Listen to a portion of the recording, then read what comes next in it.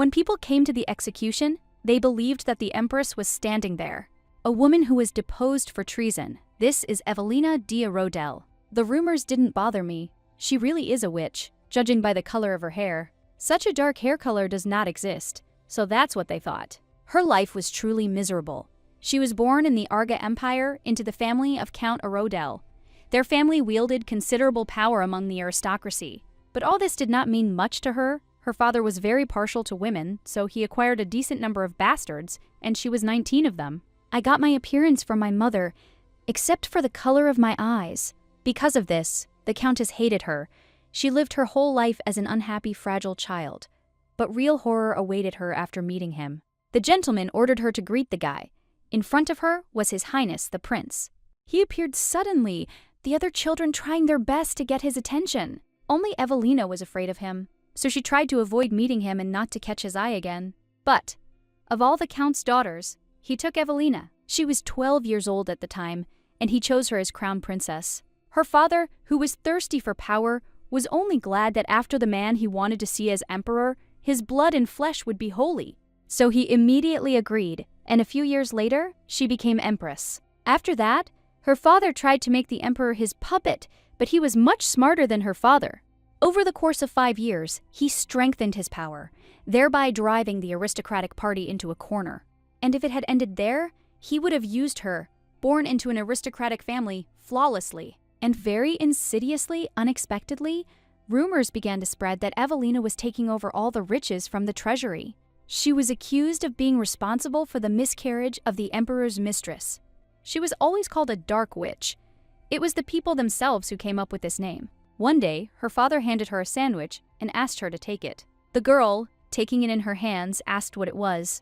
Father replied that it was me, and she asked again if he was really asking her to poison the emperor, and seemed to think that she would fall for this point. She said she had had enough, so her father got angry and started yelling at her. He started shouting to Evelina that the emperor had no intention of leaving them alive from the start, so they had to attack first. After this, a knight entered the room and ordered everyone to kneel, and the girl became frightened and began to believe that the emperor could hear all this. The gentleman turned to Count Aradel and said that if he behaved quietly, he promised to do everything quickly. The emperor swung his sword at him, and finally the count shouted that he was not a noble bastard. It seems the emperor has forgotten how the count helped him become emperor, and he has to thank him like this. The count asked again if he really thought he was destined to die so easily. He grabbed his daughter and tried to cover himself with her, but the emperor accidentally hit her. The knight immediately began to pursue him because the count began to run away. The servants were ordered to catch him abruptly. The emperor approached the girl and tried to take the bottle of poison. He told Evelina not to worry because they would definitely capture her father. He was shocked that the count decided to hide behind his daughter, and he thought it was some kind of shame. He said that it was all thanks to her, because she was his empress. In the end, the emperor won the victory, and all who spoke out against him were executed. The Arodel family was the stewards of the earth, and when they died, they cried out that it was all because of Evelina. They called her names and shouted that she was a creature that brought troubles. They started shouting that she should never have been born. And at the end of this mortally long and boring life, the money for her execution is on the table. The gentleman began to read that the empress had been overthrown and therefore executed. The death of the fallen ruler, Evelina de Arodel. After which, the gentleman who was the coachman asked the lady to be more careful. It happened at night, so it was quite dark. The gentleman said that she could go out now. He called her by the correct name, but the lady stopped him. She said that this woman was already dead, and her name was now Anastasia. After this, another gentleman turned to Anastasia and said that he wanted to know where she would like to go. The lady remained silent at first, but then, after thinking about it, decided to answer. She said with a smile that she would go anywhere, as long as she was away from this city. She had already begun to think that this was all just a dream. She thought she heard the emperor addressing her, so she turned to him. Anastasia was simply shocked when she heard that he knew that she had survived. She couldn't believe her eyes. Casa and Gray lay dead at the emperor's feet. The emperor noticed that he had new toys. He pulled out his snake tongue and remarked that it was all thanks to Empress Anastasia, after which he said that he thought it was time for her to go to the next world. He also said that everything should be as it was intended from the very beginning. The girl was simply horrified and could not believe what was happening. She said she didn't agree with this, after which she finally woke up. This is a damn prophetic dream. Similar nightmares have haunted Anastasia since early childhood.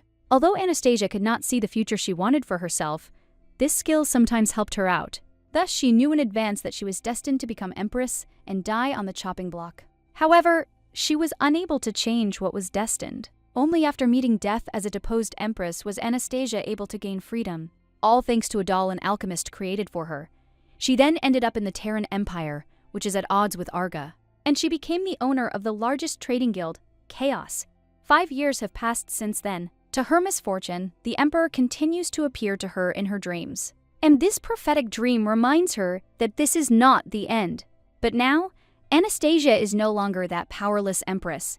Anastasia has the strength to fight this. So she decided that she would protect everyone, even if it meant putting her own life on the line. A year ago, during a meeting with Duke Aton, he noticed that the owner of the Merchant Guild was a woman. This was the guild everyone was so desperate to get their hands on.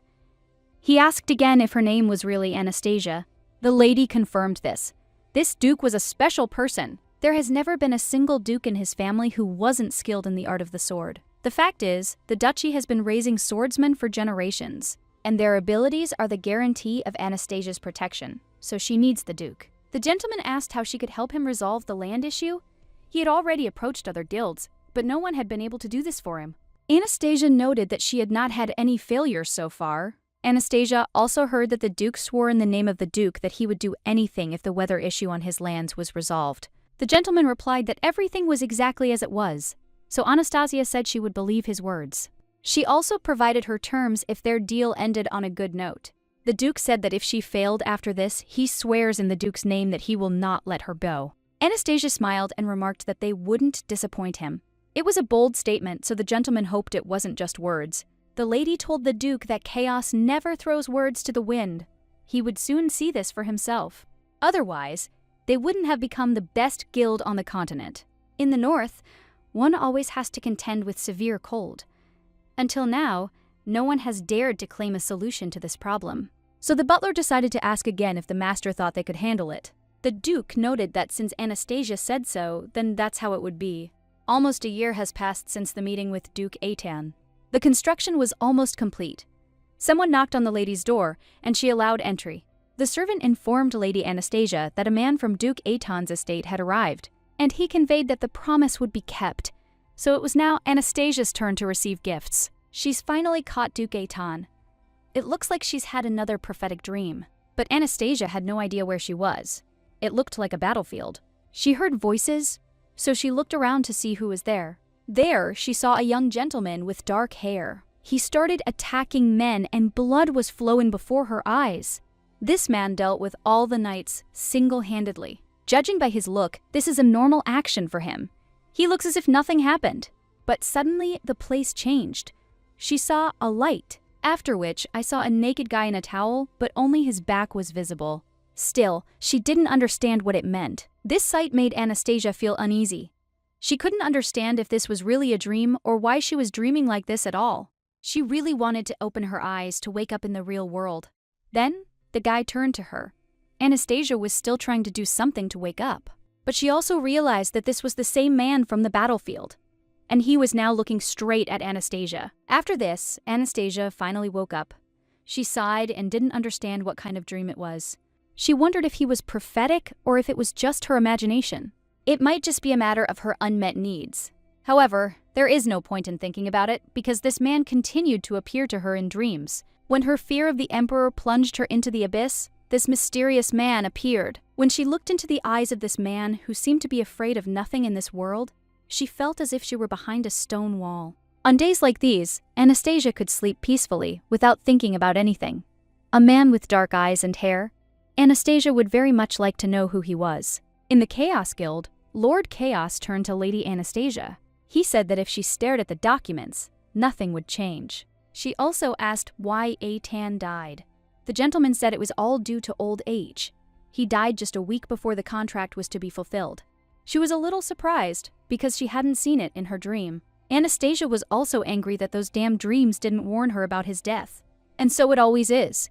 Anastasia finally decided to find out how things were going with the heir. The man said that he seemed to have gone to seek the Emperor's blessing. However, the informant failed to obtain information about him. It's as if this man doesn't even exist. The lady said it's a line of swordsmen. Anastasia told no one to come near him because it was dangerous. After which, she turned to Gray and asked how old the man who would become the next duke was. The man replied that he was 30 years old. The woman also asked how likely it was that he preferred men. Gray replied that the probability was 0. Then Anastasia decided to ask what the likelihood was that he wasn't interested in women in general. Gray didn't know this because they couldn't find any information on the matter. It's hard to say anything yet. The lady remained silent at first, but then said that in that case she would go there. North, Duchy of Aton, the Tojo party requests an audience with his lordship. They've been getting on his nerves lately. The gentleman also inquired about the rats on the estate. The butler replied that everyone had been caught, and so the gentleman asked again whether they had found out who was behind it. Unfortunately, it has not been confirmed yet. It looks like they belong to the aristocratic Tuho party. The Duke of Dean's capital side is also suspicious, and yet he maintained until the very end that they were approaching the Duke's bathroom. The guy was surprised, but didn't show it.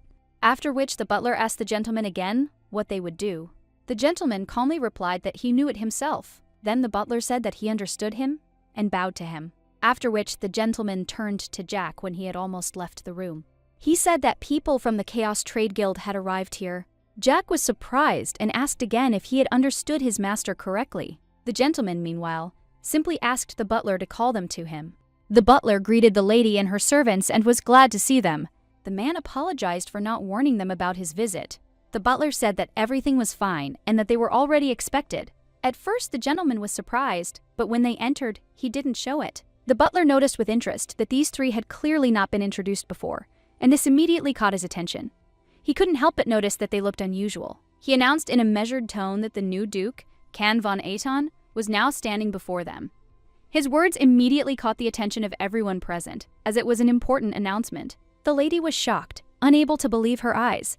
She couldn't believe that this was really the young man who had appeared in her dreams so many times. It seemed unreal. She clearly remembered him from her dreams, and now he stood before her. It was that same boy, and it seemed he really was the new duke, as the butler had said. The gentleman greeted His Grace, Duke Atan. He introduced himself as Gray Reed, the leader of the Chaos Guild. The lady, meanwhile, was shocked that this man was looking at her and not at Gray. The man offered his condolences to him, but the duke demanded that he get to the point. The lady smiled and took off her robe. He seemed to know that she was the head of the guild and asked for forgiveness. She asked permission to introduce herself and said that she was in fact the head of the guild. Then the gentleman asked her what she wanted, and the lady said that no deal had been made with the late duke. And according to this deal, if his problem is solved, she will receive his protection. As she promised, she did her part. However, the duke died suddenly, so she wants him to fulfill his obligations. The gentleman said that he agreed. The girl was surprised that he agreed so quickly. He noted that she would become his ward to me and his mistress. Anastasia was in complete shock and even opened her mouth at his words. She began to believe that he was going to use her as a shield against Tuho. She noted that this is a countermeasure against any opportunities and troubles. For example, a potential bride. The duke then remarked that she was truly intelligent. The girl also said that she had already fulfilled her part of the contract. Now it was his turn, and she also asked why he decided that it would agree to such conditions. The duke replied that it was all because of this, that she had no choice at all. Anastasia said that she is the head of the Chaos Guild, and it seems he thinks that there is something that she cannot do.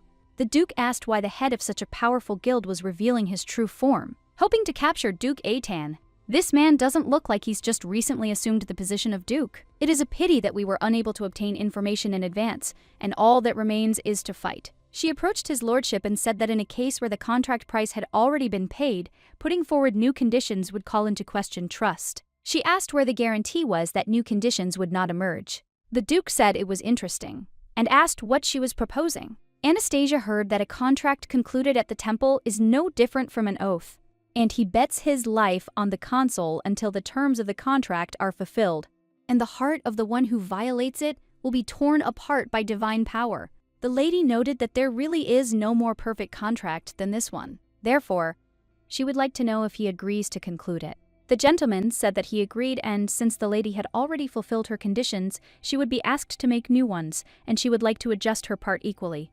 She asked if his lordship wished to share his bed with her. Does she want to give it up? Anastasia said that she wants to give up on it. She doesn't want to sleep with him. But if everything is mutual, and only if necessary, then she agrees. Then she asked again if they accepted these conditions, and the Duke said that he, of course, agreed. But he asked about something else. He asked what would happen if she was the first to ask for it. The girl said that of course it was not for nothing that they called him the Duke of Earthly Beauty, but everyone has different tastes. The lady said not to worry because she would not cross that line. The Duke then said that this was indeed a bold statement, and he was not sure that one could control one's attraction. Anastasia said that she gained experience in this. She had been to the other side, but the Duke did not understand what she was talking about. The lady said she was simply referring to a divorce. She wouldn't do anything that would jeopardize their contract. Because she doesn't need any problems at all, now she needs to sign the contract. It seems like she really wants this contract, but it's better not to betray the Duke, unless, of course, her life is dear to her. After that, he signed the contract. The lady said that she of course agreed with him. She also said at parting that she would eagerly await a response from the temple. The gentleman told her that he understood her perfectly, after which she decided to take her leave only, but the Duke said that he wanted to ask something else, and Madame Anastasia turned to him. She was surprised that there was anything else of interest about the contract. The Duke meanwhile asked if she was a voyeur. The lady was simply shocked. The gentleman said that he would consider this as an answer, but she didn't even say anything. He didn't even hear footsteps. Someone approached him so quietly that the air didn't move. Not a rustle, not a shadow on the floor, not the slightest movement to betray their presence. But he knew one thing for sure. It was a woman. The invisible presence, the light, almost elusive scent, everything pointed to it. And this woman turned out to be no random person, but the guild leader herself. While they spoke, he tested her, trying to use his energy, but he encountered emptiness, as if she weren't human. It definitely wasn't a protective spell, as even the most powerful barriers left barely noticeable traces. This meant she was somehow able to suppress magic or conceal her own powers. But that seemed impossible. If she really was blocking his abilities, then it would be hard to call her an ordinary person. There simply weren't anyone like her. Moreover, if she possessed such incredible power, she would have had no reason to agree to this contract. She was clearly afraid of him. Her hands trembled, but the will to live burned in her eyes. She led a guild that could provide him with anything he desired. So what could such a woman fear? What made her look like she was walking on the edge of an abyss? He turned to Jack, suggesting that the woman was the daughter of a baron who had long since fallen from grace. The servant reported that, according to their information, this was indeed the case. At first glance, the information seemed to match, but something about this woman troubled the Duke. So he ordered Jack to double-check everything. This time, to dig deeper, to find out what might have been hidden. Dvoretsky asked whether the gentleman wanted the investigation to start from scratch, from the very beginning.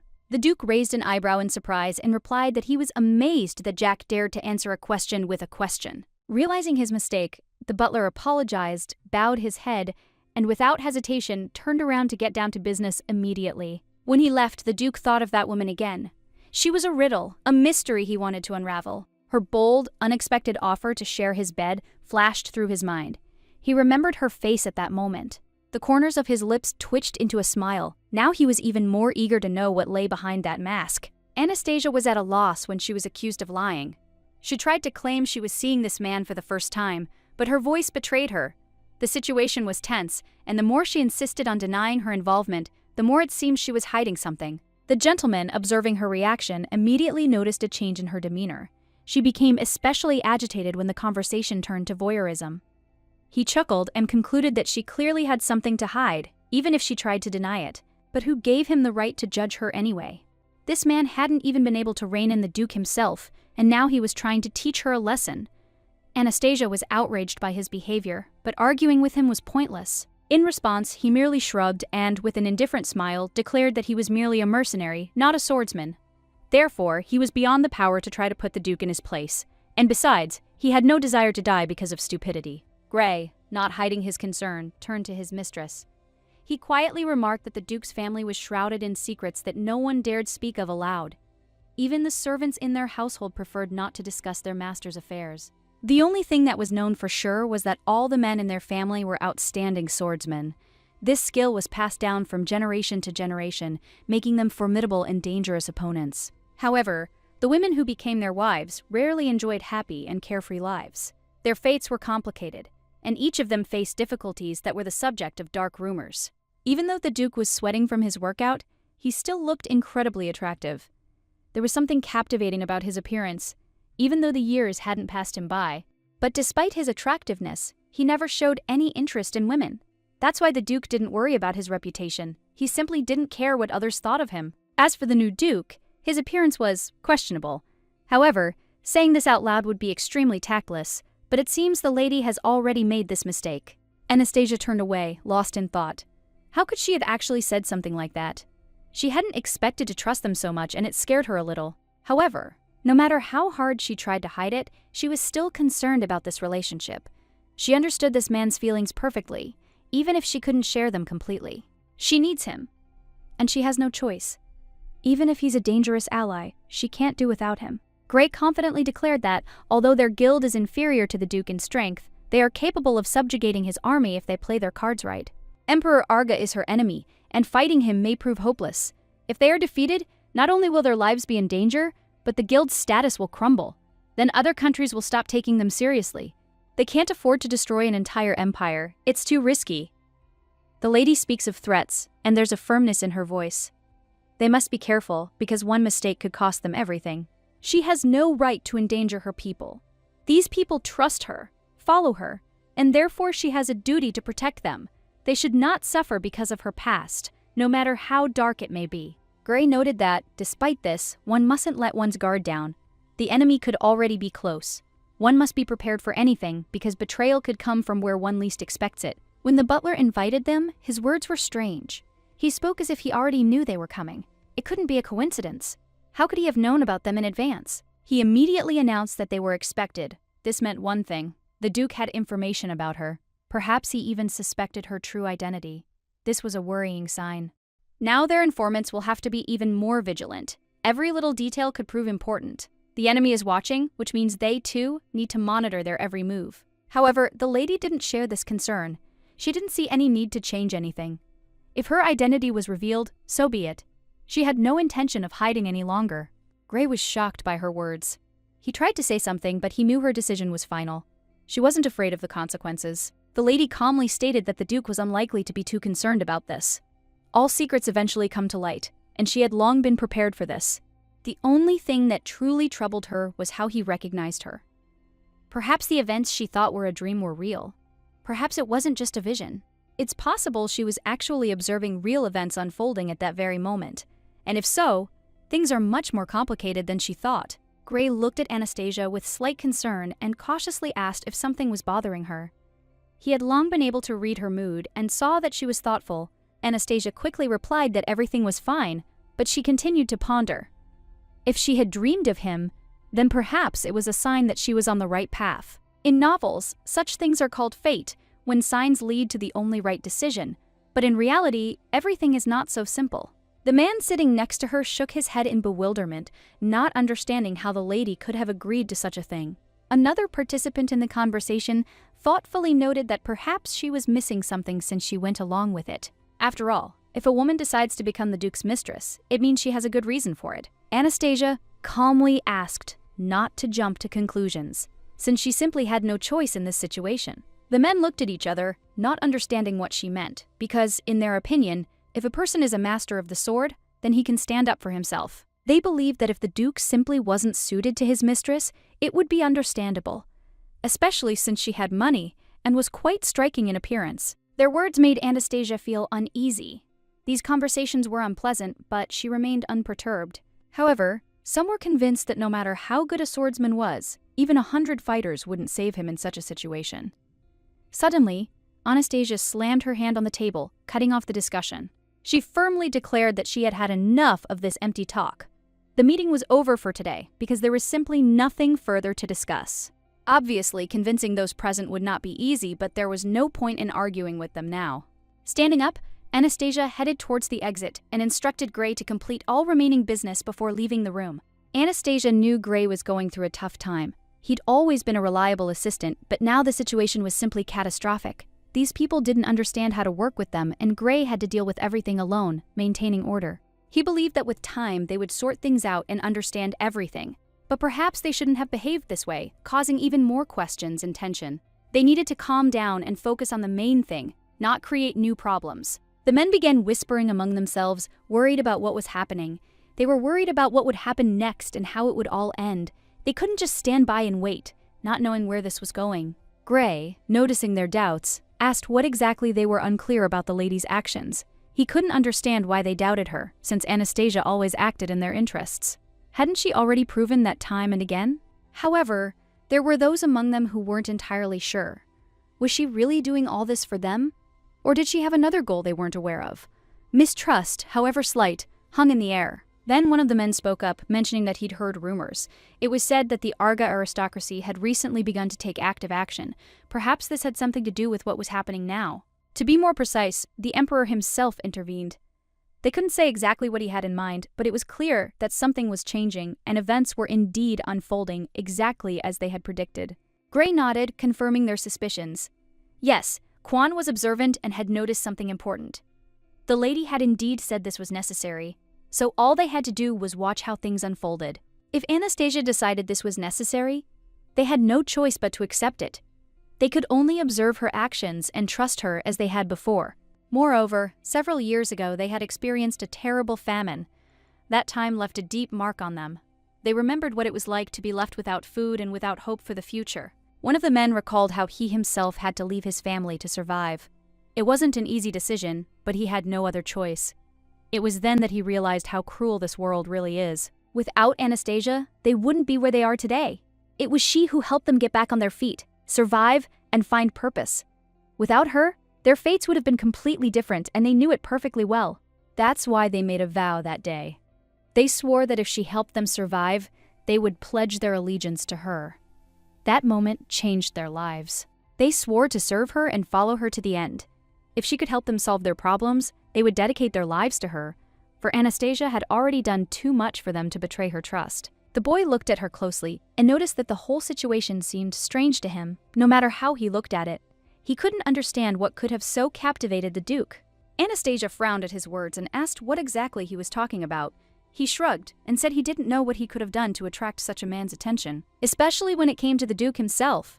Anastasia paused and asked if she really looked so pathetic in his eyes that it could evoke pity or interest. She tried to understand the reason for his words, but he only chuckled and said there was no point in thinking about it. It was better to just forget it and not worry about it. Even when she openly declared that no one was obligated to stay by her side and that everyone could live as they wished, no one left. They continued to remain under her command. The reason was obvious. They all loved being around her. Everyone who stayed owed her something. She had saved them, given them a new life, and they couldn't just leave, including him. That's why she must remember this and not doubt the devotion of those around her. They are here not out of duty, but out of gratitude. Without her, he simply wouldn't have survived. This fact was obvious to him. He understood that he owed her everything. And these weren't just beautiful words, but the truth. So he decided to stay by her side and be her sword, her protection, her weapon. He had no doubt about his choice and had no intention of retreating. It was up to her to decide whether to sheathe the sword or use it. He would follow her, regardless of her decision, because he considered her worthy. Hearing this, she calmly replied that there was no need for that. He didn't have to fight for her. He just had to stay by her side and be who he was. And Duke Aitan will be her shield. The boy was surprised to hear this and quietly asked if his mistress truly believed in him and his loyalty so much. She answered simply and without a shadow of a doubt. She simply had no other choice. The Rubicon has already been crossed and there is no turning back. Only those who don't give up today, who can endure all trials and persevere to the end, will see tomorrow. This world has no place for the weak, which means only the strongest will survive. Anastasia understood this better than anyone. She wasn't going to give up, even if she was surrounded on all sides. The war wasn't over yet, which meant there was no retreat. She would fight until her last breath, protecting those who needed her. She wouldn't just protect her people, she'd do everything to survive herself. Not for glory or power, but because so much depended on her. If she fell, her guild would collapse, and she couldn't allow that. Butler Jack returned with a report, but he had no news. There was no information from the Empire, as if someone was carefully concealing anything that might shed light on the situation. This was alarming, but there was no choice but to continue the search. It would likely take more time to obtain the necessary information. It was obvious someone had been diligently covering their tracks. We'd have to send our own people there, which meant training them and providing them with the necessary resources. Khan Aton, after listening to the report, merely nodded. He had expected such an answer, and so he agreed without further ado. But Jack didn't stop there. He had another important question that was nagging at him. The butler inquired whether the gentleman truly intended to swear allegiance to the temple. This decision seemed odd, as Khan had never previously shown much respect for the church, and now he was about to enter into a treaty with it. Holy power couldn't be mixed with the Atan clan's mine. The consequences could be unpredictable. It could hurt, make him vulnerable, or even weaken him. Was it worth it, especially for a stranger? But the Duke merely shrugged. He calmly declared that it made no difference to him. If it was necessary to achieve his goals, he would do whatever it took, even if it entailed risk. He also instructed me to convey that the meeting at the temple would take place in a week. This meant that decisions had already been made, and he had no intention of backing down. Everything must proceed according to plan, without unnecessary doubts or hesitation. Anastasia looked closely at the Duke and asked if he had anything to say to her before meeting the priest. Her voice was calm, but her eyes were expectant. She wanted to hear something important. Khan slowly turned to face her, and in that moment her thoughts momentarily slipped away. She looked at him, and the strange dream that had been haunting her flashed before her eyes. Her mind was drawn back to those images. Just looking at him brought back memories of the dream, as if it wasn't just a dream, but something greater, something that was meant to happen. She pushed those thoughts away sharply, unwilling to indulge in such fantasies. A naked male body was too bold, too unusual. She'd never seen anything like it and didn't know how to react. Ken noticed her strange expression and frowned. He couldn't understand what she was thinking, but suddenly something flashed in her eyes that made him wonder. What kind of absurd thoughts were swirling through her head? Anastasia suddenly snapped out of her reverie and declared irritably that this was simply inappropriate. She'd never spied on anyone before and had no intention of starting now. But why was her heart beating so fast? The gentleman finally understood what they were talking about. He realized that this wasn't just a conversation, but a specific situation that needed to be analyzed and understood. He thought she was denying it all, as if she didn't understand the essence of the matter, but in fact he was confident in his conclusions. The lady confirmed his words, adding that she had indeed never met him before, and therefore it was unfair to blame her for what he said. The gentleman smiled back. His smile was slightly mocking, but mostly benevolent, as he understood why Anastasia so persistently denied everything. She tried again to explain that things weren't as he thought, but he pointed out that everyone is guaranteed the right to freedom and privacy in their personal lives. It was the first time he had encountered such an unusual and frank contract, and he did not hide his surprise. He wanted to say that this was exactly what was being discussed, but she, hearing his remarks, opened her mouth in surprise, not expecting such a turn of events. She didn't know what to say because the terms of the contract were so vague they could lead to misunderstandings. So she decided to be as clear as possible. She clarified that everyone has the right to a free personal life and privacy. Everything was stated clearly without unnecessary words. To be honest, she didn't know much about relationships, and her memories of marriage weren't the best. But that didn't mean she hated men. If her vision had been limited, the guild would not have reached the position it has. Her ability to make difficult decisions was essential to its success. Anastasia was perfectly aware that there was no room for emotion in this contract. It was purely practical, designed to avoid inconvenience for both parties.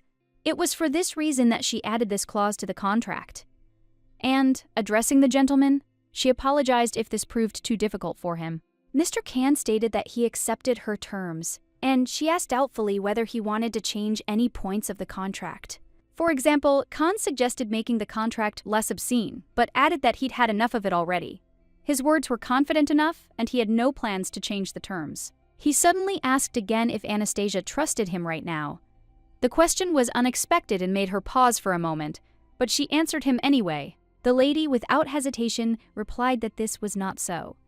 Her words were direct, without further thought, and it was clear that she did not have such trust. This honest answer surprised him. He hadn't expected Anastasia to be so frank, and despite all his confidence, he felt a slight disappointment. She noted that, in principle, his lordship hadn't signed the contract with complete confidence either. This was obvious, and her words reinforced her position. Ken replied that that wasn't true at all. He was simply curious and wanted to understand the reason behind this decision. What made her so confident? The world was simple. Only the strongest survive. This thought flashed through his mind more than once as he observed the world around him, full of struggle and cruelty. Khan was always at the top. There was no room for weakness or compromise in his life. He was accustomed to being a leader and never stooped below his level. This is precisely what made his life boring and predictable. He didn't know what it meant to struggle or push himself to the brink. Everything went according to a predetermined plan. But Anastasia was different. She seemed so fragile, as if she could break at a single touch, yet there was a special strength in her eyes. Khan couldn't understand where she got such a will to live. She added a little saltiness to his life that he sorely needed, and it made him think. He became curious about how far this could go. He was intrigued by her behavior and tried to understand what really lay behind her determination. Anastasia thought it might have been a warning. She couldn't quite understand what was happening, but she sensed that things weren't as simple as they seemed. The gentleman said it was time for them to go, but Anastasia wondered, was she doing the right thing? Should she continue on this path? In the end, he was her only option. Despite all her doubts, she knew she had no other choice, and this was her decision. She had no intention of regretting it. Even if her actions were wrong, she wouldn't look back because her choice was conscious. After several rituals, the man announced that the oath had been taken. This meant that everything was complete, and there was no turning back. Everything had changed. Duke Khan Aton was grateful for the assistance given to him. He knew that with this money his affairs would improve, and he would be able to repay his debt. The Duke promised that all proceeds would be used for the needs of the church, and his belief in the nobility of this act was firm. This was an important step for him. After these words, Anastasia decided it was time to move on. She knew they couldn't linger too long. There were important matters ahead. But the Duke, without letting go of her hand, decided to stop her. He said he had to congratulate her. After all, she was now a part of his life, the Duke's woman. His words were serious, and he warned her that if she broke his promise, her heart would be broken. It wasn't just a threat, but a warning. Anastasia, without hesitation, replied that the Duke had better take care of his own health, lest he himself find himself on the brink of death. She didn't want to hear such words. Gray, standing nearby, cautiously suggested that since the lady had decided to stay in the Duke's house, perhaps they should think about moving the guild headquarters. However, Anastasia was adamant. She immediately replied that she would not agree to this. The guild must remain in the capital. After all, it had only recently been founded in Terran. She added that the guild needed to monitor the activities of Arga's aristocracy. It was their direct responsibility, and Gray must obey her decisions without further ado. He had to understand that she had made the decision to stay here and be his lover. She didn't expect him to resist or try to change her. He asked her not to overload herself with tasks.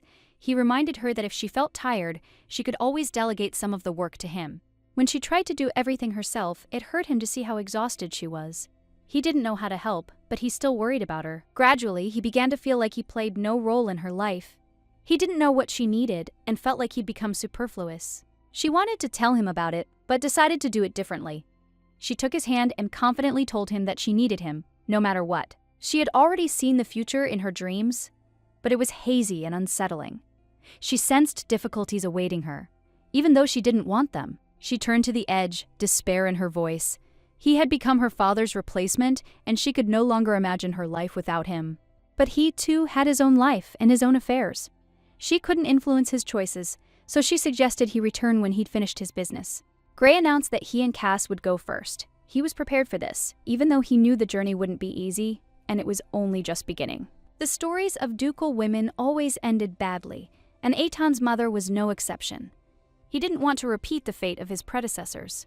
If he developed feelings stronger than just interest, he knew that she too could face a terrible future, just like everyone else. She should have understood that it was her choice and should not regret the consequences if things did not go as she expected. After all, she herself approached him. She herself sought out meetings, and now she was forced to bear the consequences of her decisions. The choice was always hers, and therefore the responsibility for everything that happened also lay on her shoulders.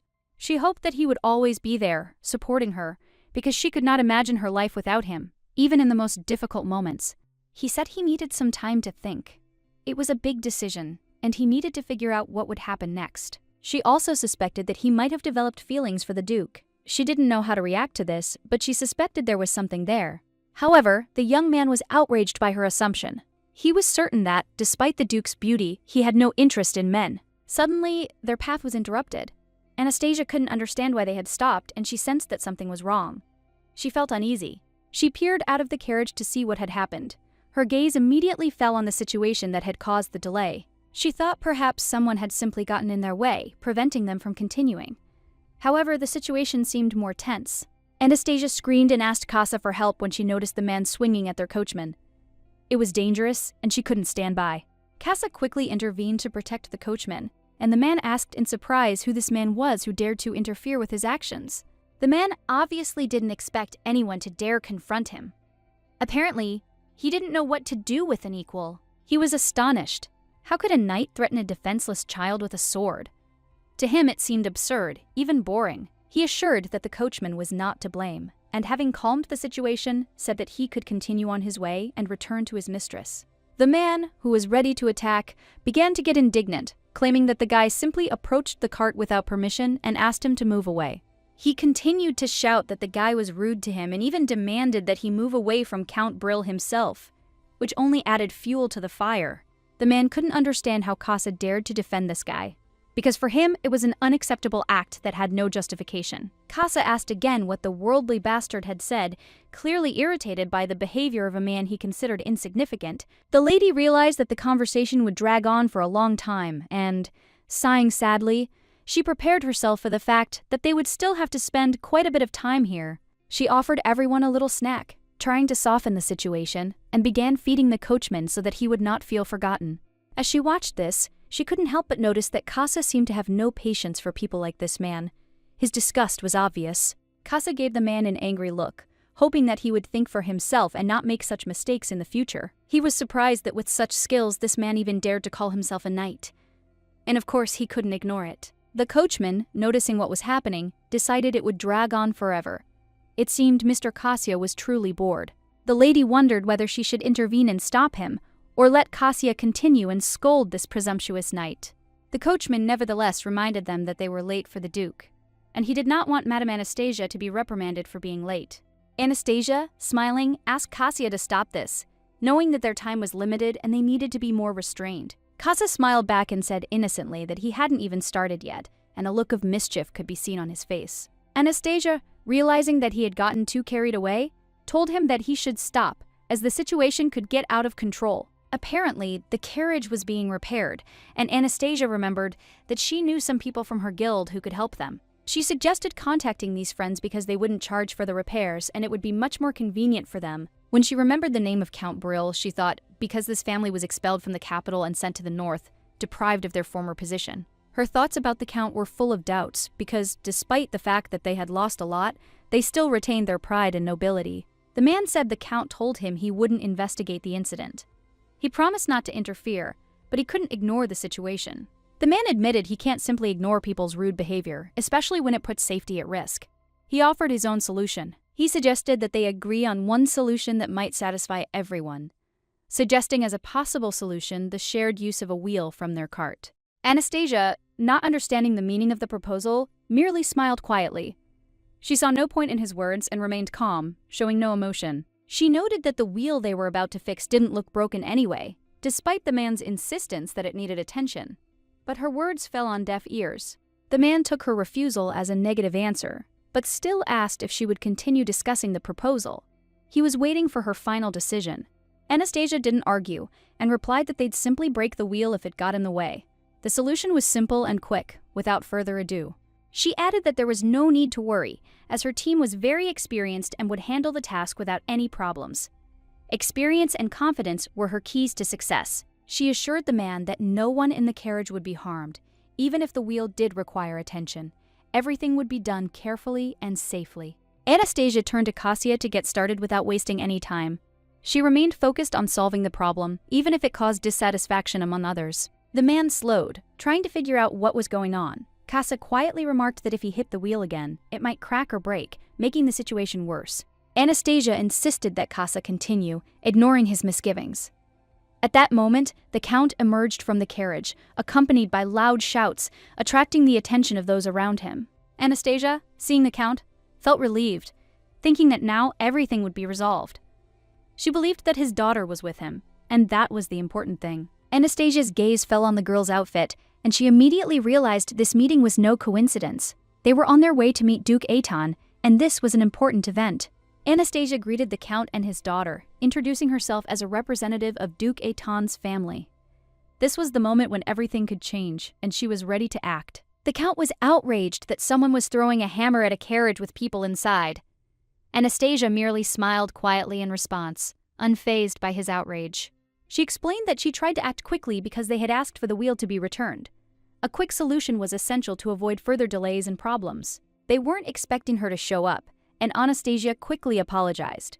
She was rushing to meet the Duke and added that they could get there even without one wheel. The Duke asked her purpose for coming to him.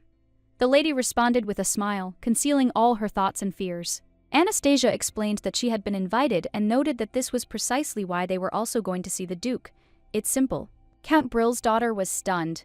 She couldn't believe this girl had received an invitation from the Duke himself. It seemed incredible. Isabella remembered that the Duke also had dark hair. Perhaps she was related to him? Doubts persisted. Anastasia looked like a simple village girl, as if she belonged to some baron's family. This didn't inspire confidence, but Isabella's intuition still made her feel uneasy.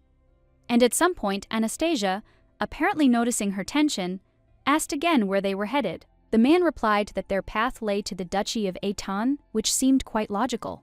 Anastasia noticed that their routes overlapped and offered to transfer to their carriage. It was convenient and reasonable.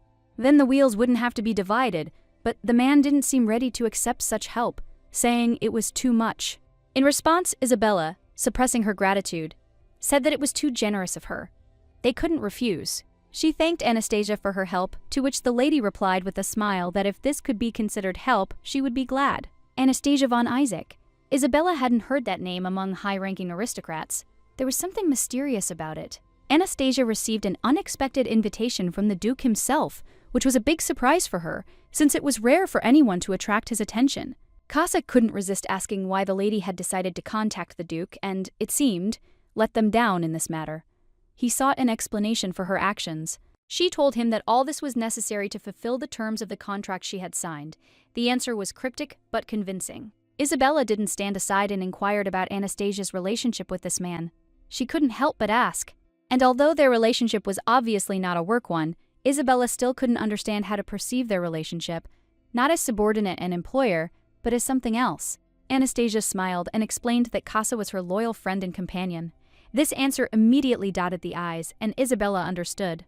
She noticed that recently older women often like younger men, but admitted that this was the first time she had seen such a couple with her own eyes. Casa was a little irritated to hear these words. He couldn't resist remarking that she was too talkative and perhaps she should just shut up and get into the carriage. The Count could not help but notice that Casa, being a subordinate of Madame Anastasia, was behaving too familiarly with her, which, in his opinion, was not entirely appropriate. Anastasia, sensing the tension, apologized to the Count, explaining that there was nothing she could do about it. It was simply the way their relationship had developed. The Count was astonished to hear that this young man was a top-class mercenary. It was more than he could have imagined. There were only 3 such mercenaries in the world, and they were extremely difficult to hire, even with exorbitant prices. This only heightened interest. The Count examined Casa carefully and noticed that he had scarlet eyes and hair, which immediately caught his attention. This was extremely unusual. He began to suspect that this was the very scarlet fox he'd been hearing about. This discovery truly surprised him. The Count explained that he hadn't introduced himself properly, so they hadn't recognized him right away. It was awkward, but he hoped they would forgive him for the misunderstanding. The Count asked Casa to forgive their night just this once, explaining that it was an accidental conflict. He didn't want it to tarnish their relationship. Anastasia, wasting no time, turned to Isabella and gently told her that it was time for them to go.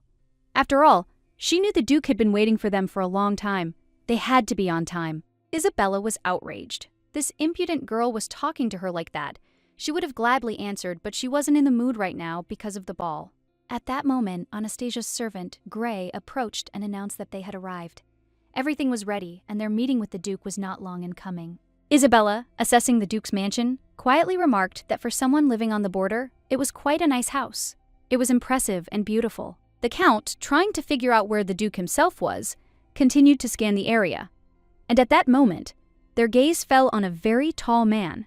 When Isabella saw this man, she was shocked. She couldn't believe that Duke Aton himself was standing before her. It was impossible. The rumors about the Duke were indeed true. His title, his money, his power, even his face, all of it bespoke greatness. He turned out to be far more impressive than she had thought. Isabella was confident that this Duke would be hers. She had no doubts about her charm, and now she had to do everything she could to win him over. Approaching the Duke, Isabella introduced herself and greeted him with a smile, confident that he would notice her. Her manner was refined and confident. However, the Duke, paying no attention to her, passed by, immediately expressing joy that Anastasia had finally arrived. He was glad to see her. Anastasia calmly and confidently replied that she couldn't ignore his invitation. She always values relationships that can be beneficial to both. Isabella was shocked to see the Duke simply ignore her. Her surprise intensified when she realized Anastasia had no claim on him. Isabella stood in amazement, unable to believe her eyes. This woman was not only unceremoniously touching her Duke, but she was not hiding it at all. Anastasia couldn't understand her relationship with the Duke. He asked her what she was doing, since at this rate, Brill's daughter might become suspicious. Anastasia decided that now was the perfect time to use the situation to her advantage. This was the moment to act decisively. She asked the Duke to play along with her in this situation.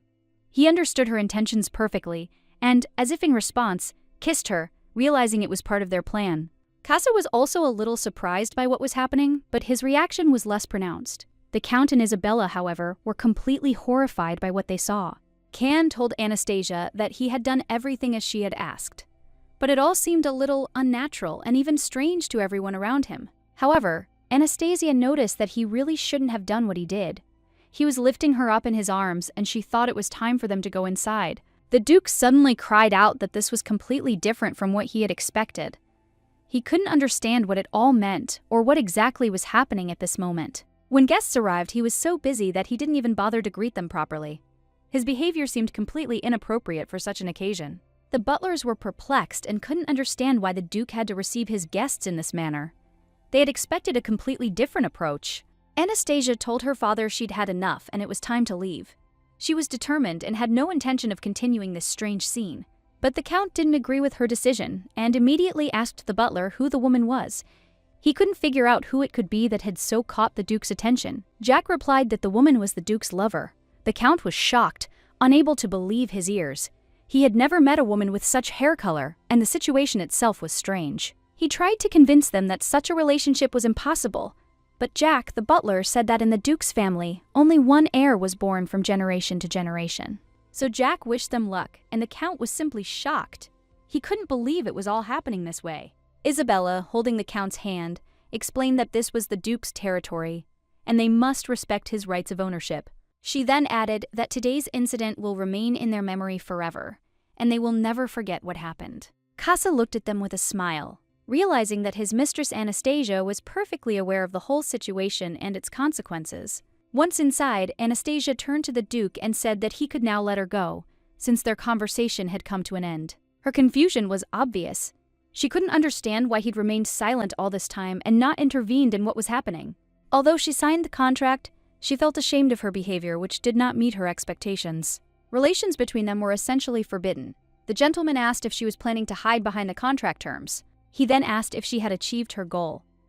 Anastasia didn't quite understand what he was talking about and felt embarrassed. The Duke noted that the video of her son and the intruders might have suggested something was wrong, and he thought they had angered her. Anastasia realized that she had been exposed, and she realized this the moment the Duke spoke. So, he said she could continue to do whatever she felt was right, if it would help her achieve what she wanted. All this happened because the Duke really believed that this situation was not so bad, and was ready to come to terms with it. Anastasia looked at the Duke and, with a slight smile, asked if he meant to say that he was sometimes willing to play along with her if the situation required it. She hadn't expected such an outcome, but she decided to clarify his position anyway. Ken A10 calmly confirmed her assumption, making it clear that he was genuinely okay with it. However, if she was going to play this game, she needed to be much more confident in her actions. He watched her reaction closely and noticed that she was not without courage.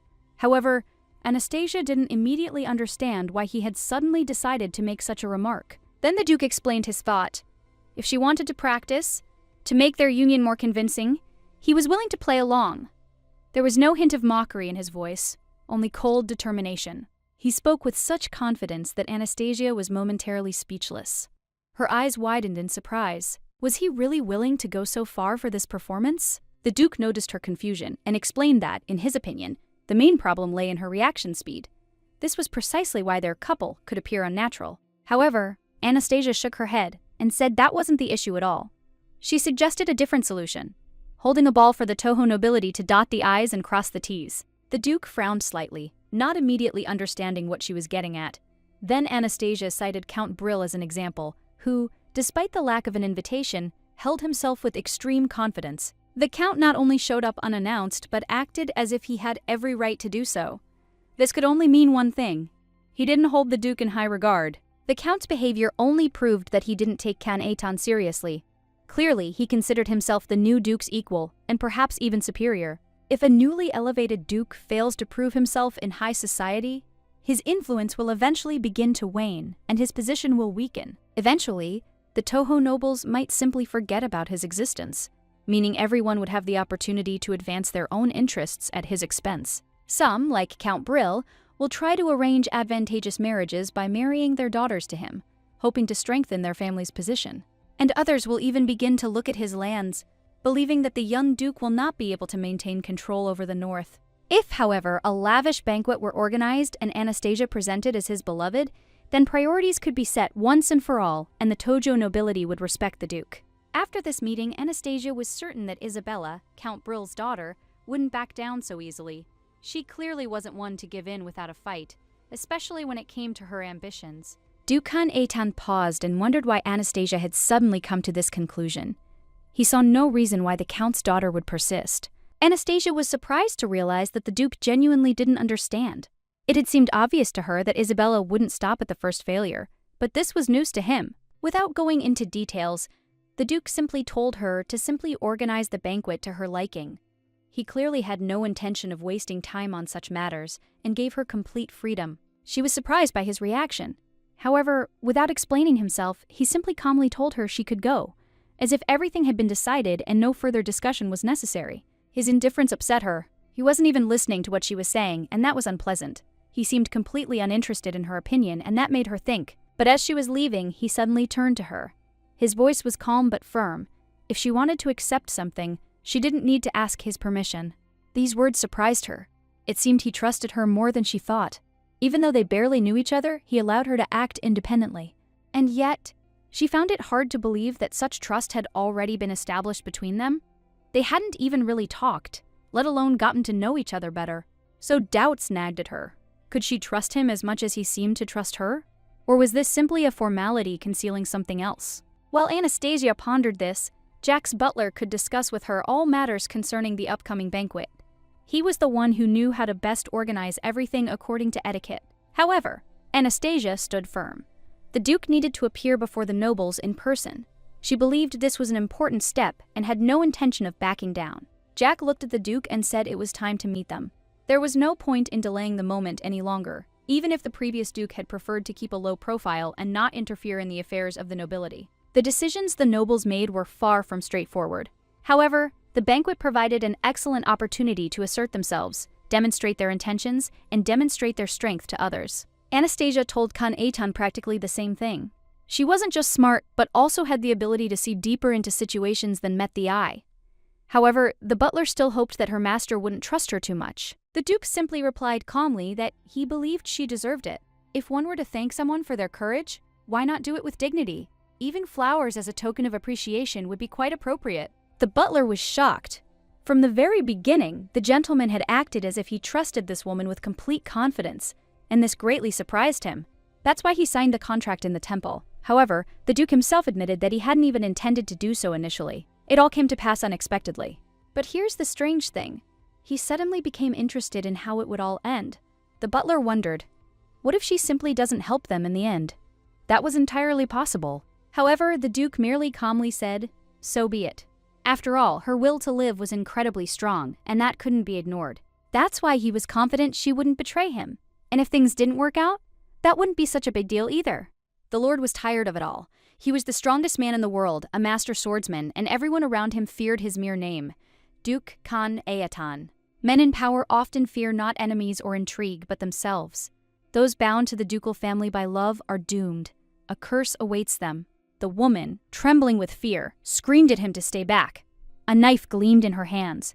Her eyes darted around, searching for a way out, but the room was locked. Her voice broke as she screamed out words of despair. If he truly loved her, he had to stop, not do this, or it would all be in vain. He didn't believe her words and asked if she understood what she was saying. Even if he let her go, she would stay with him, even after death. He grabbed her arms, shaking them, his voice breaking into a scream. Her delirious words made no sense. This was madness, and she had simply lost her mind, gone mad. A small boy watched the scene unfolding in the room. He stood silently in the shadows, clenching his fists, unable to intervene. The man screamed that her family was too pure to understand. She gave him her heart but rejected his love as if he were unworthy. He didn't understand why she didn't accept his feelings. She rejected him, calling him a monster. To her, he was a beast, not a man. A monster trying to impersonate humans. His love is a lie. He's incapable of true feelings. She called herself a saint and him an empty shell. His mother hated the ducal family, as did Khan. She suffered, dying in agony. This memory was forever etched in his mind. My father was so obsessed with my mother that, unable to bear her loss, he followed her. Without her, life lost its meaning for him. The boy who observed this concluded that love is something terrible. It destroys, leaving only pain and suffering. Grandfather told him to remember this lesson. Never forget the path that awaited him and his descendants. Fate is already sealed. There's no escaping it. Darkness surrounds their family, and no one, not he nor his children, will be able to escape it. If Anastasia helps, the consequences won't just affect her. He'll be in danger too. It's inevitable. The gentleman made another remark. Hyde had already returned. This news alarmed everyone nearby. The butler froze in shock, but Hyde had already made his way inside. He was quick, and now stood at the window behind him. The Duke asked, squinting, if there had been any progress. The boy, grinning, confidently replied that, of course, there had been. The butler, perplexed, asked why the door was needed at all. But the young man changed the subject. Anastasia has a true name. Her real name was Elvira de Arodel.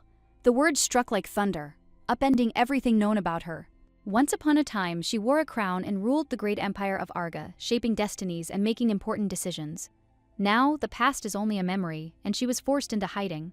The Arga Empire has fallen, its glory vanished, and with it all who once served the throne. If this woman truly is the one, then what stands before them is not just a fugitive, but the legendary dark-haired witch. The butler asked cautiously, wanting to confirm the information was accurate. If it was indeed true, then they were facing not just a plot, but a genuine political threat. Hyde replied with a grin that this information had been hard to come by. He couldn't reveal the source, but he was confident of its veracity, as so many things matched up. The butler frowned and cautiously suggested that this woman might be a spy. Her appearance at the Duke's side could not be considered a coincidence, especially given her past. But the Duke simply dismissed these suspicions as nonsense.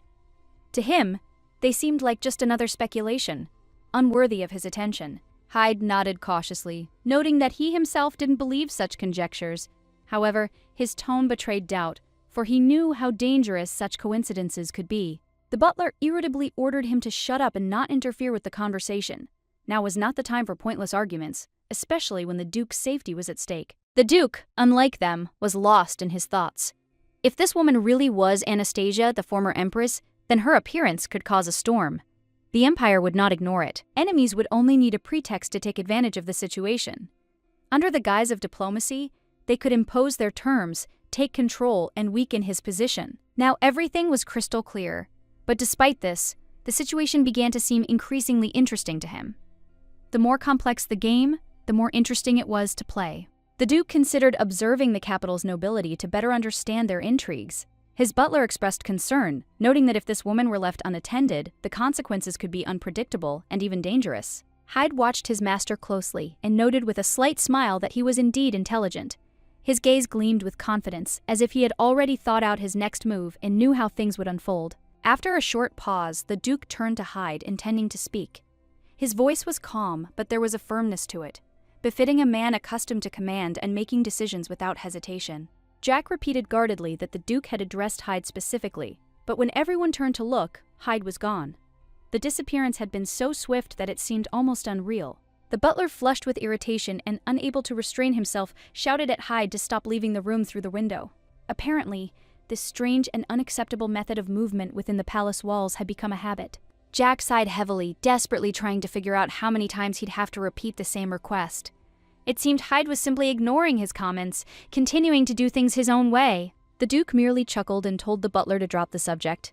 There was someone who needed to be caught, and that was far more important than complaining about Hyde and his unorthodox methods of travel. Before getting down to business, however, the Duke decided to allow himself a little rest.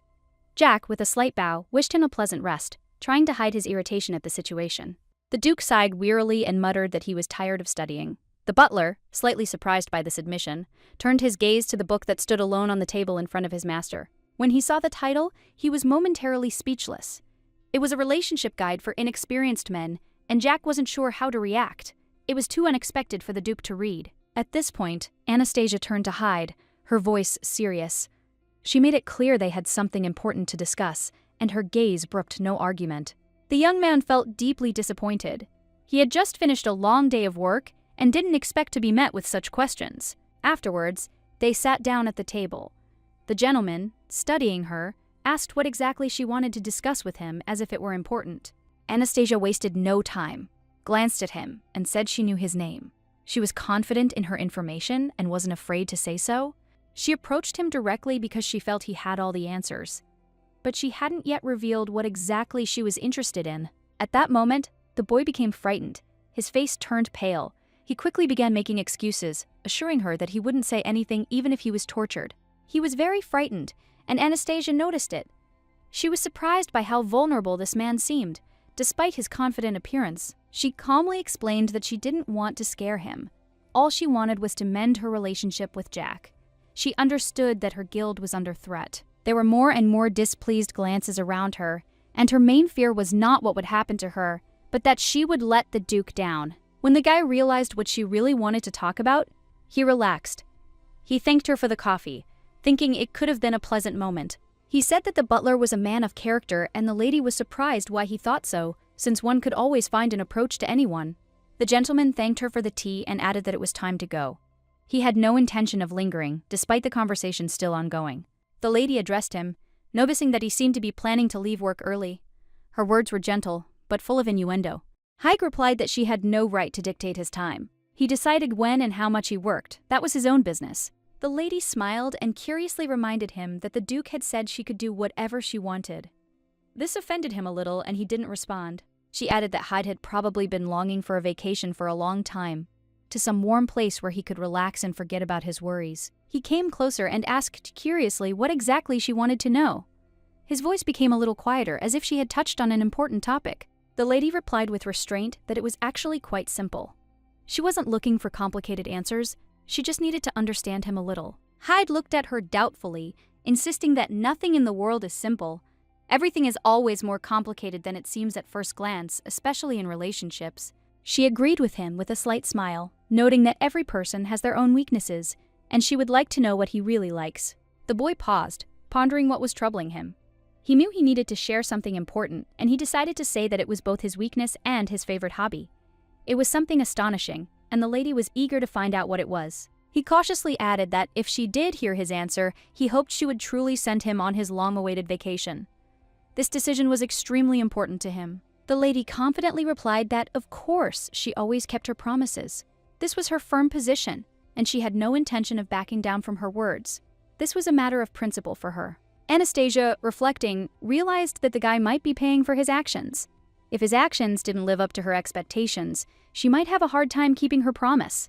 She urged him to quickly tell her what his sweet spot was. Hyde, a little embarrassed, remarked that it had to do with his status as a duke. But Anastasia disagreed, saying that couldn't be the explanation. He finally admitted that his true desire was to go on vacation. The lady was a little annoyed, realizing that the men in this house were behaving strangely.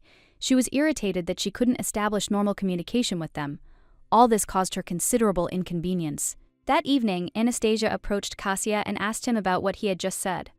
She wanted to understand the basis for his statements and how they related to her promises. Casa, slightly perplexed, replied that he'd heard about it from the maids.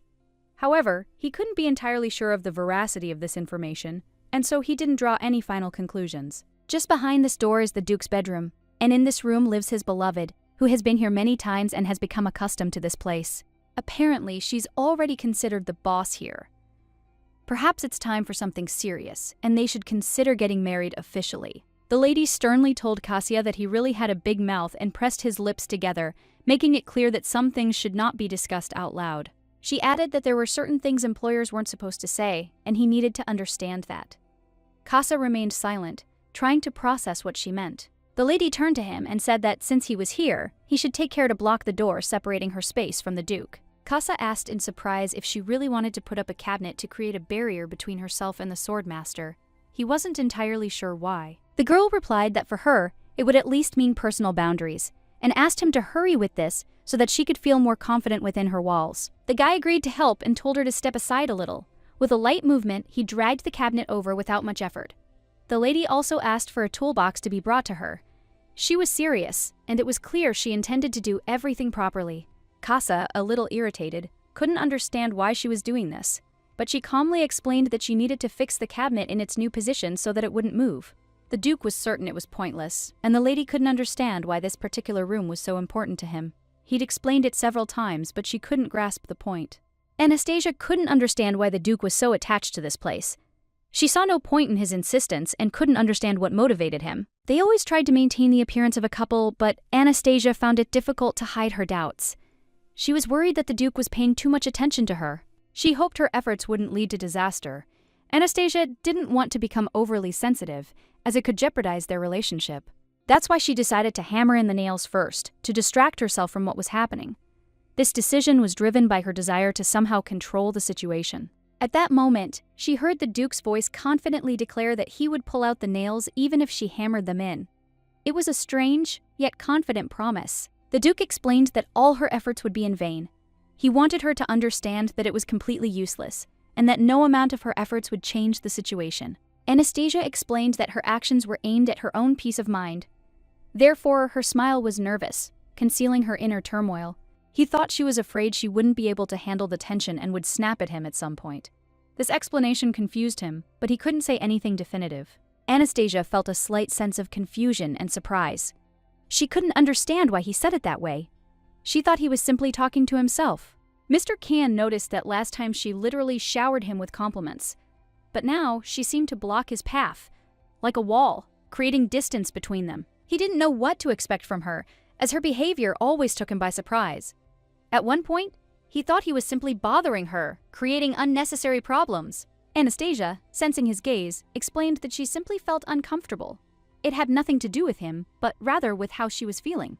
He asked her with interest why she felt so uncomfortable, to which she explained that he was giving her the same powers as he did to himself, and this put her in an awkward position. Thoughts were running through her head that, in a house where debts had already exceeded reasonable limits, she didn't want to deal with this even alone, especially with a man nearby. Kan Eitan took the situation too seriously, giving her not only authority but also responsibility, which she felt put too much emphasis on her actions. He agreed with her observation, but added that it shouldn't worry her, since she has the right to decide what to do in the current situation without relying on other people's opinions. He noticed that since she wasn't ignoring the situation and was still trying to work with him, it meant she genuinely cared about his well-being, which clearly didn't go unnoticed. He sincerely said that it was a good job and that he enjoyed taking care of her, expressing support and confidence that he would help her with any task that came up. Kan suggested that Anastasia continue to work just as hard and not worry, assuring her that she could count on his full support in any endeavor.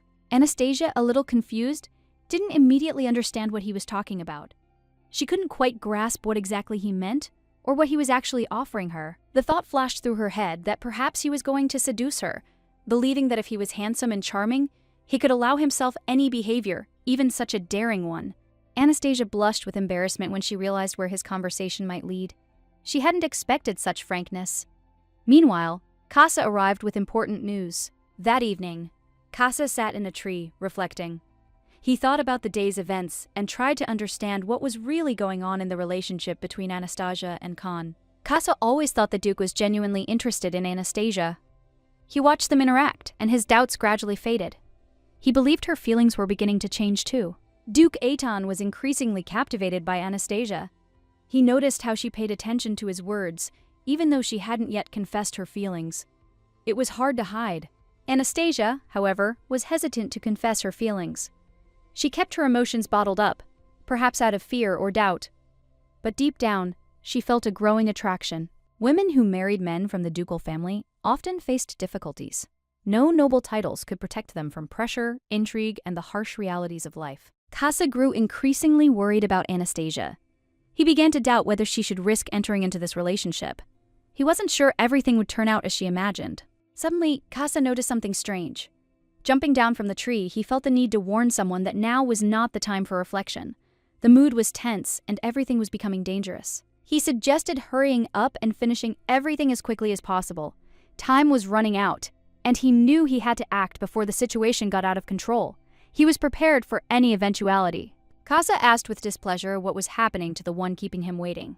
His anxiety was growing, and his patience was wearing thin. He knew he had to be prepared for any answer. He added that the person who had violated his patience likely didn't understand the consequences. Casa was forthright, and his threat wasn't just empty words. He was prepared to act decisively.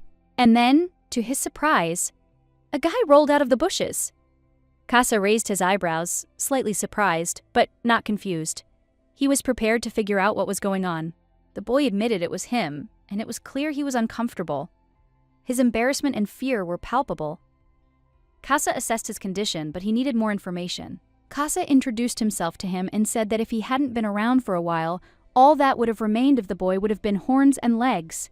He joked, calling him a mouse tail, and smiled. The boy, apparently a little taken aback, replied that he'd be more careful next time.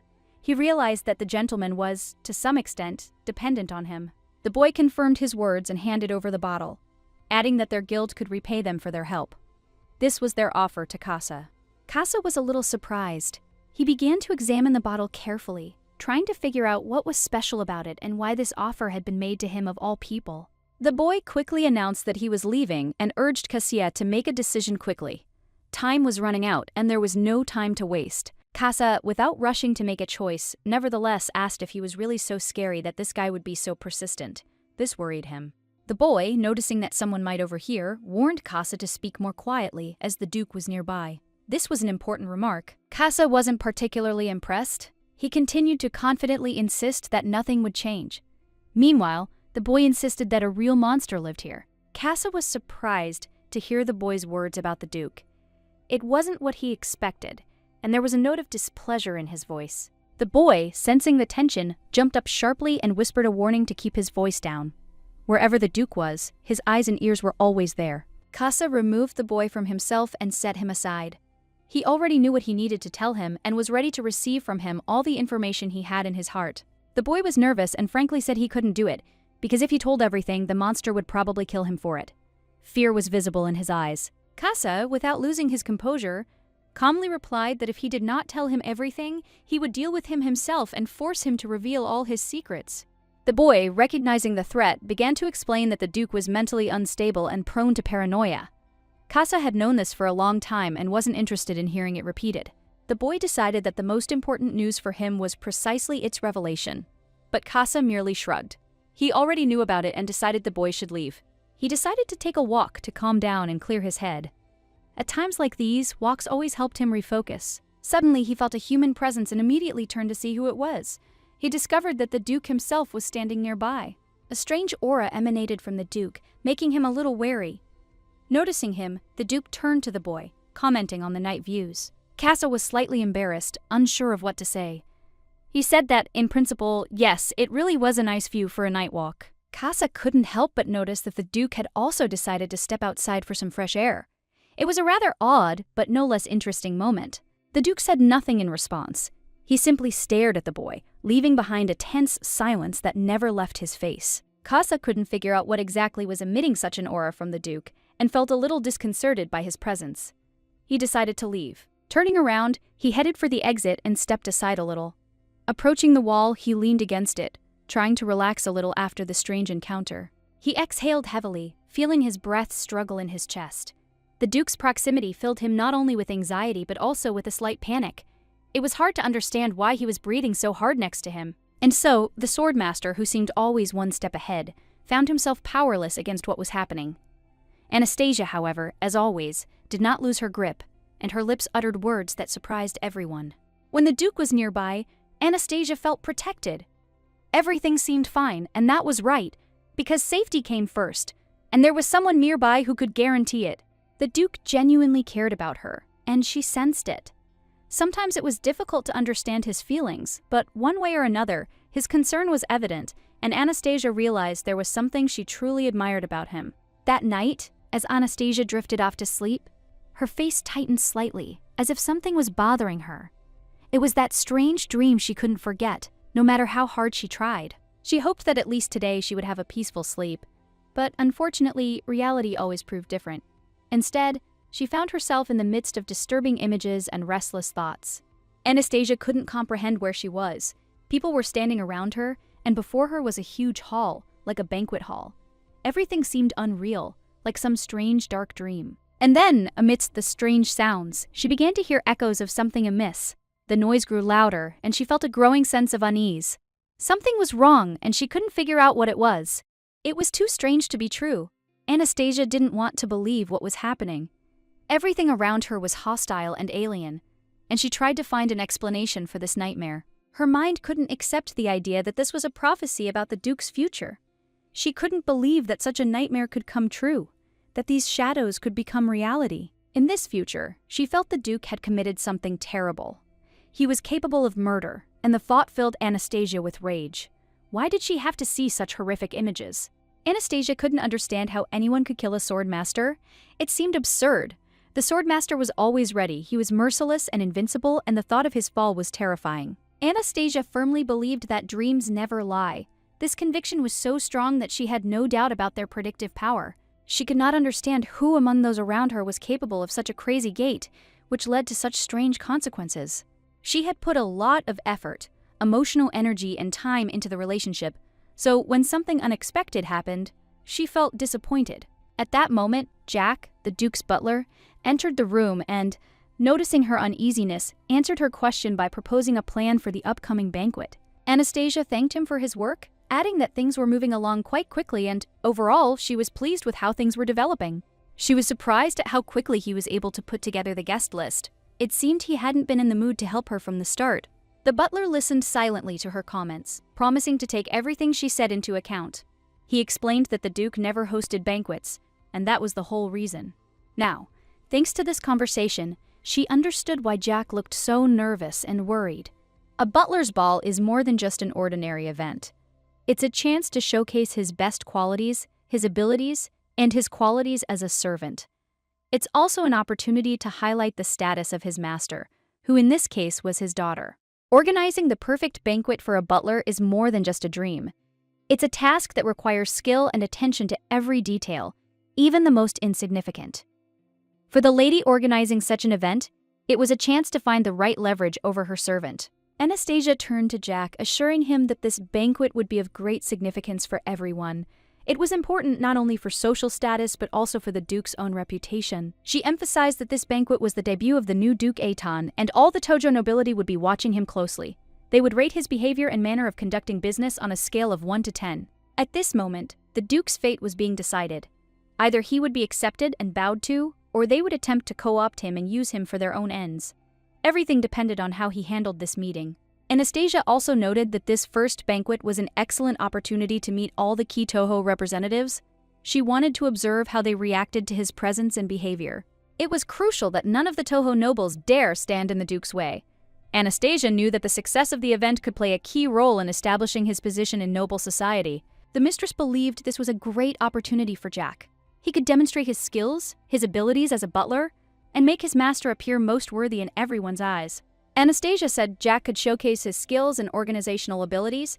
This was his moment to shine and demonstrate his worthiness for his high position. Jack felt a little embarrassed by this admission. He'd always known he was capable of doing his job at a high level, but the situation still made him feel a little awkward. You need to plan everything carefully, taking into account the budget. But don't worry about money. It won't be a problem. Everything will be taken into account. The lady reminded everyone that they shouldn't forget about her guild, as it can help with the organization, ensuring everything is at the highest level. The Chaos Guild always makes dreams come true, and with its help, one can create a true celebration. The possibilities of this organization are limitless. Jack felt irritated. The witch was directly exploiting his desires and money for her own ends. This made him a little angry, and he wasn't sure of her intentions. However, for some reason, this event would be significant for him. His life would finally have something important and unusual, even though he still had doubts. Despite the fact that she had done him a favor, Jack could not believe her sincerity and continued to be wary, not believing in her good intentions. But for the Duke's sake, he was still willing to take steps forward. Casa noticed Jack had become more agitated, and this intrigued him. Casa approached the lady and asked what she had been talking about with the butler. He noticed that he was reacting to something unusual. The lady replied that nothing special had happened, but Jack, in her opinion, was in a good mood, which surprised her. The lady added that she simply gave him what he had long dreamed of, and this was the reason for the butler's mood. Anastasia planned to give Cassia a separate room. She hoped he would have already gone to the Duke's guard to sort everything out. Casa replied that he had gone to the guards but had found no one. The lady was surprised and outraged by his words. She didn't like what had happened. She couldn't understand who was protecting him now. And then Casa declared that he was capable of taking care of himself if something happened. The lady urgently demanded a meeting with the Duke, believing their tea party should end. Things were becoming too serious for a simple rest. Casa wished her a good journey, but before leaving, she asked him to follow her. He had forgotten his right to be there. The boy said he didn't understand why he should go if she had the Duke, but she insisted he go and immediately took up his duties. Casa had clearly forgotten who was paying him, and Anastasia reminded him that conscience was important in such a matter. He had to remember who was keeping him safe. She added that if Casa continues to work like this, no one will be able to protect her if something happens, and this is a very serious problem for her. Anastasia chuckled, noting that his work wasn't particularly high quality. She also asked where he was even going, since the Duke's office was right in front of them. Casa replied that he didn't understand why she was interfering in his affairs. The lady was a little angry. She clearly didn't like his behavior. Anastasia felt awkward being alone with the Duke. Her indignation was understandable. She was unaccustomed to such situations. Approaching the door, she knocked and was immediately answered. The Duke invited her in without further ado, as if he already knew she had arrived. He sat on the desk in his office, looked at her and immediately asked what she had come to ask. His voice was calm but with a hint of interest. Anastasia began talking about the knightly battalion, and then he asked her again in surprise, not understanding what she was talking about. This left her somewhat confused. For some reason, the man began to show off everything he could. Anastasia wasn't quite sure what he was trying to convey, but it clearly wasn't part of her plan. She couldn't help but notice how his chest was catching her eye. But she quickly returned to the matter at hand, even though it distracted her slightly from the important conversation. The Duke confidently stated that he had never had knights, which surprised Anastasia. She, mildly perplexed, asked who was protecting him then. He tried to convince her that there was no need for it, that he didn't need protection. However, Anastasia insisted that the people needed to be properly arranged for the upcoming banquet. Even if security wasn't normally required, it was essential for his debut. The grounds needed to be secured, but he couldn't understand why these people were at the banquet. The lady explained that no one knew how the Tojo nobles would react, so it was wise to demonstrate force and intimidate them so that they would not dare interfere. Better safe than sorry, Anastasia believed, and she believed that such caution was justified. However, the gentleman thought about it, and the lady waited for his answer, realizing that this decision could greatly influence the further development of the situation. Anastasia understood that his thoughts were a typical gesture for someone who is under stress and trying to find the best way out of a difficult situation, but she couldn't understand why the Duke looked so depraved. This look didn't quite fit with his usual demeanor. Thoughts swirled in her head about throwing everything off her shoulders right now and doing something inappropriate with the Duke. But she quickly pushed the thought away, deciding she was going crazy. She was sure that what was happening could not be vulgar, unless this man was sent by the devil of debauchery himself, which seemed unlikely. Anastasia tried to calm down, realizing she needed to focus on the matter at hand. She needed to somehow hide her confused feelings and return to the task at hand, not to these unnatural thoughts. He approached her, noticing that she had a fever and assuming she was ill. His concern was obvious, and he touched her skin, feeling its warmth. The lady brushed his hand aside, deciding it wasn't related to the illness. She insisted everything was fine, but clearly couldn't hide her inner unease. To change the subject, she asked about the security situation, hoping that a conversation about safety would distract him and get them back on track. The Duke, having listened to Anastasia's persistent requests, agreed to place several people in the banquet hall as she requested, although he doubted the expediency of this. Anastasia said that if things continued as they were, she couldn't stay here. She was too hurt and decided to run away, escaping all these worries. The Duke was a little surprised by her decision, especially when he remembered the moment she had swatted his hand away with that look on her face. He found it difficult to understand her actions. Recalling this moment, The Duke smiled softly. He couldn't help but admit that the situation had been difficult, but perhaps that was precisely what had heightened the interest in this unusual union. It all sounded tempting. The Duke thought there might be a chance to change everything, if only he could approach the situation correctly and find the right words. As Anastasia left the room, a strange feeling arose in her soul. Everything seemed confused and unclear, as if something in her thoughts and actions were at odds.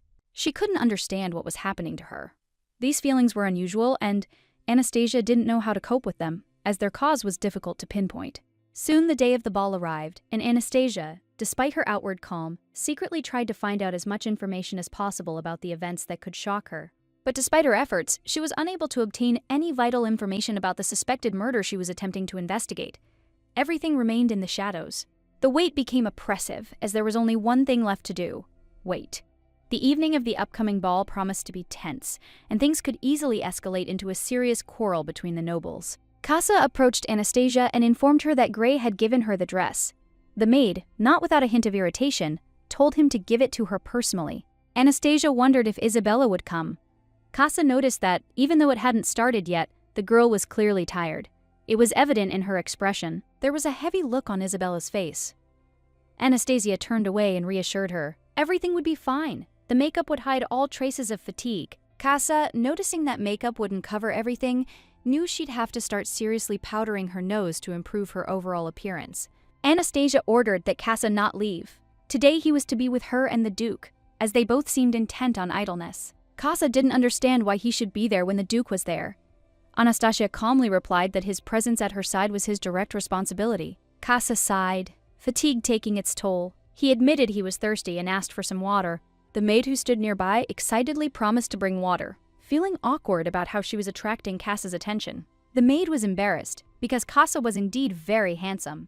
And despite her confusion, she hastened to fulfill the request. Both the Duke and Casa were not lacking in natural beauty. Casa smiled and said that the lady could now speak, turning the attention over to her. Anastasia had been very worried lately. Khan Eitan noticed her tension and decided to find out why. He expected her to tell the truth. The lady paused for a moment before admitting she had information about a possible murder. This statement left everyone perplexed. Khan Eitan was shocked and couldn't believe his ears. He asked again if someone was really dead, as the situation seemed too incredible. He thought the Emperor might think she was dead, but Anastasia replied that that wasn't actually the case. There was no real threat to her, but the matter was serious. Anastasia reported that someone would try to assassinate the Duke at the gala event that day. It was a threat that could destroy everything they had built.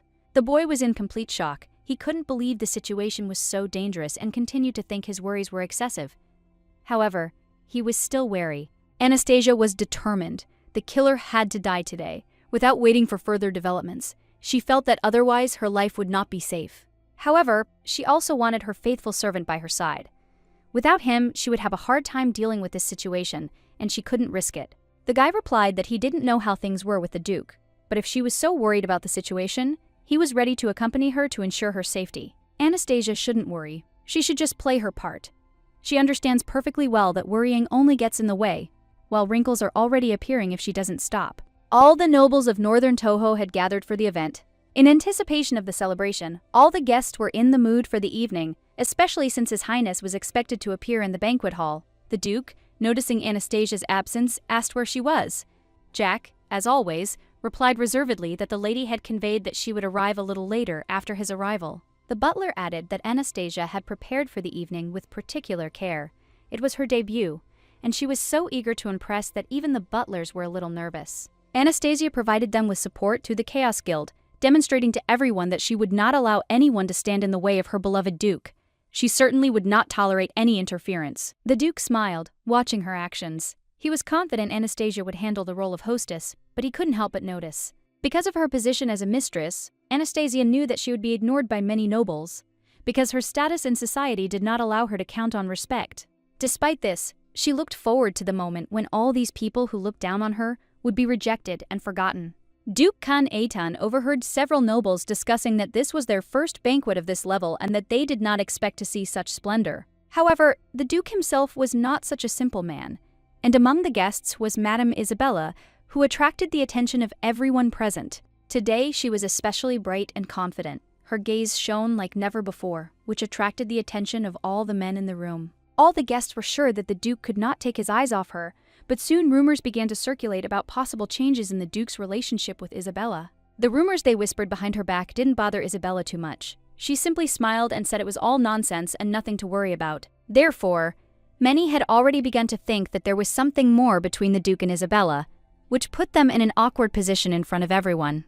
There were rumors that the Duke never went out, never met other ladies, and everyone thought that his chosen one was Madame Isabella.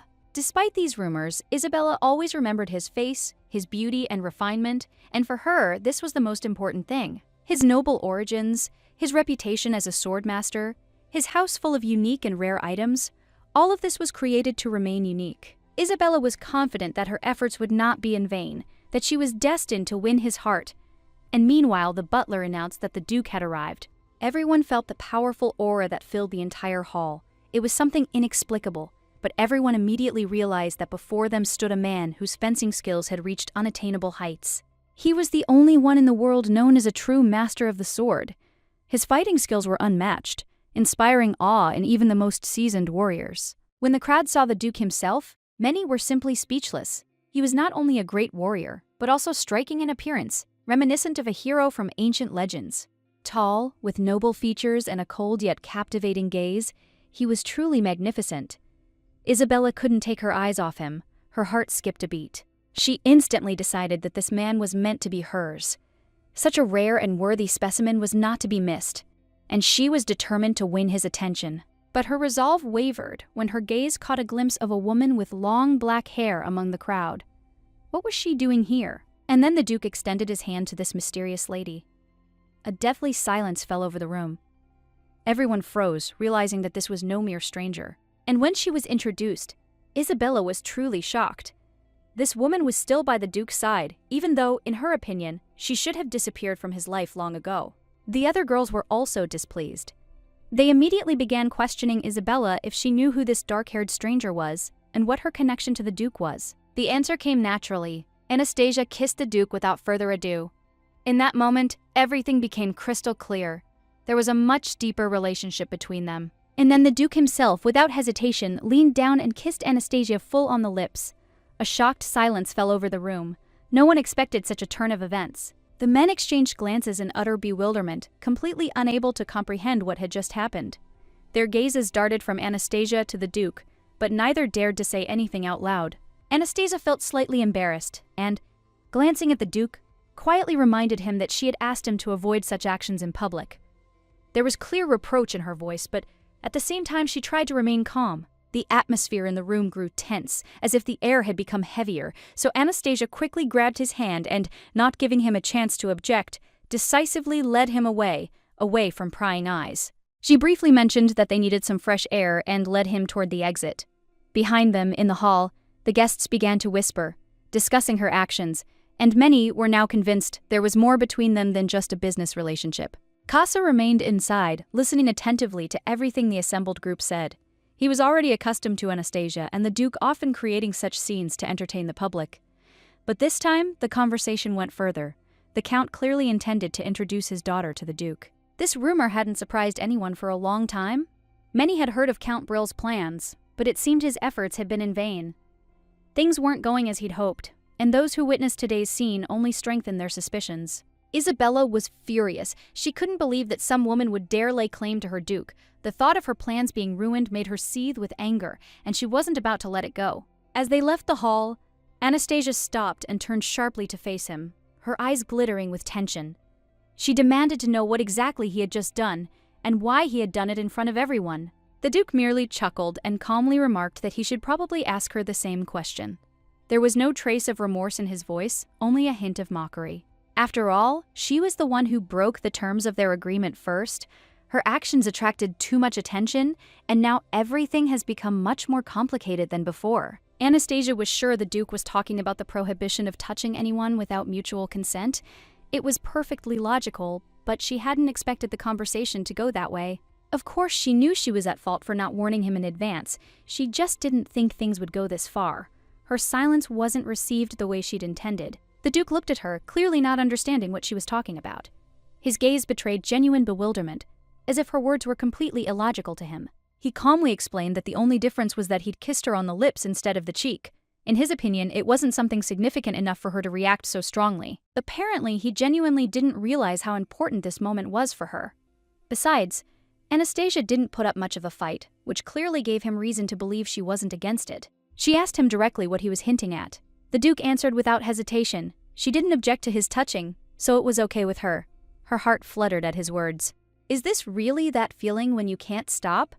When emotions overwhelm you and you can't control yourself anymore? The Duke admitted he'd never experienced anything like this before. His voice was firm, but his eyes betrayed an internal struggle. He seemed genuinely in love with her. Anastasia was at a loss. She thought he was simply confused about his own feelings. But there was a hint of uncertainty in his voice, and that was what made her tell him to stop lying. However, the Duke declared he intended to be even more specific. If there had been any doubts before, now he wanted to clarify everything once and for all. He confessed directly he loved her. Anastasia felt heat rise in her cheeks. These words made her uneasy, and she didn't know what to say. She had absolutely no idea what was going on in his head. How could he talk about such things so calmly when she herself hadn't yet realized her feelings? Moreover, she couldn't understand when exactly he had fallen in love with her. If that was true, then why had he agreed to sign the contract in the temple? The Duke calmly replied that he had done so only because he was following her wishes. He personally had no need to enter into this agreement, but he agreed without hesitation. Feelings are not constant. Over time, they can weaken or, conversely, strengthen. Anastasia understood this and believed that the other person should also understand that emotions are fickle. She said outright that she didn't want to take their relationship to another level. For her, it wasn't just a matter of personal comfort, but also professional ethics. She couldn't allow her feelings to interfere with her duties. Such worries merely distracted her from her work, and her tasks required her utmost concentration. As long as he remained by her side, she had nothing to worry about, for he had made a promise and would undoubtedly keep it. The Duke was completely calm. He saw no reason for doubt and was confident that he would not allow any problems. Everything was going to go as he had planned. She admitted that she couldn't know everything, but she was sure of one thing. Rumors about his origins had been circulating for a long time, and she knew what they meant. Khan Eitan had no intention of letting go of the woman who had occupied his thoughts. He was certain that no matter how the circumstances unfolded, his beloved would never disappear from his life. He was haunted by the desire to be near her, and thoughts of her never left him for a moment. This feeling he experienced in her absence was too strong to ignore. He believed it was love that made him pursue her so persistently. Anastasia thought otherwise, but perhaps that was precisely why she decided to give him a chance. If he talks about love like that, then she wants to see it in action. Mere words weren't enough. She needed proof. The Duke was surprised by her words and asked what exactly she meant. But Anastasia merely replied that he could express his feelings as much as he liked, as long as they were truly sincere. She didn't want to entertain any illusions. She needed to be sure his feelings were genuine, and not just a crush or a passing infatuation. Anastasia extended her hand to him, revealing an obsidian ring. She explained that it was a magical artifact that responded to genuine emotions, changing color depending on one's feelings for their partner. If the Duke's love was genuine, the ring would prove it. It couldn't be wrong, and now everything depended only on him. The Duke looked at the ring and asked what would happen if it did change color. What consequences would that have for both of them? Anastasia calmly replied that they would make a final decision later when the time was right. Now was not the time to rush. Everything needed to be carefully considered. If the Duke had shown up unannounced, it would have caused a lot of complications. His status obliged him to follow the rules, and a sudden intervention could have complicated the situation. But the ring he proposed to her made everything clear. It strengthened her position and made it clear to everyone around her that he wasn't just making these moves. He seemed genuinely affectionate. She couldn't help but wonder what he meant when he said those words. He said he loved her. But how true was that? Or was it just part of his plan? But she has no time to dwell on such things. She knows that love is fleeting. If she allows herself to feel it even once, the consequences could be unpredictable. She can't afford it. For her, love is something unattainable, almost a luxury. She has too much at stake, and unnecessary emotions could lead to danger. Isabella approached Anastasia and asked with a smile how she was doing.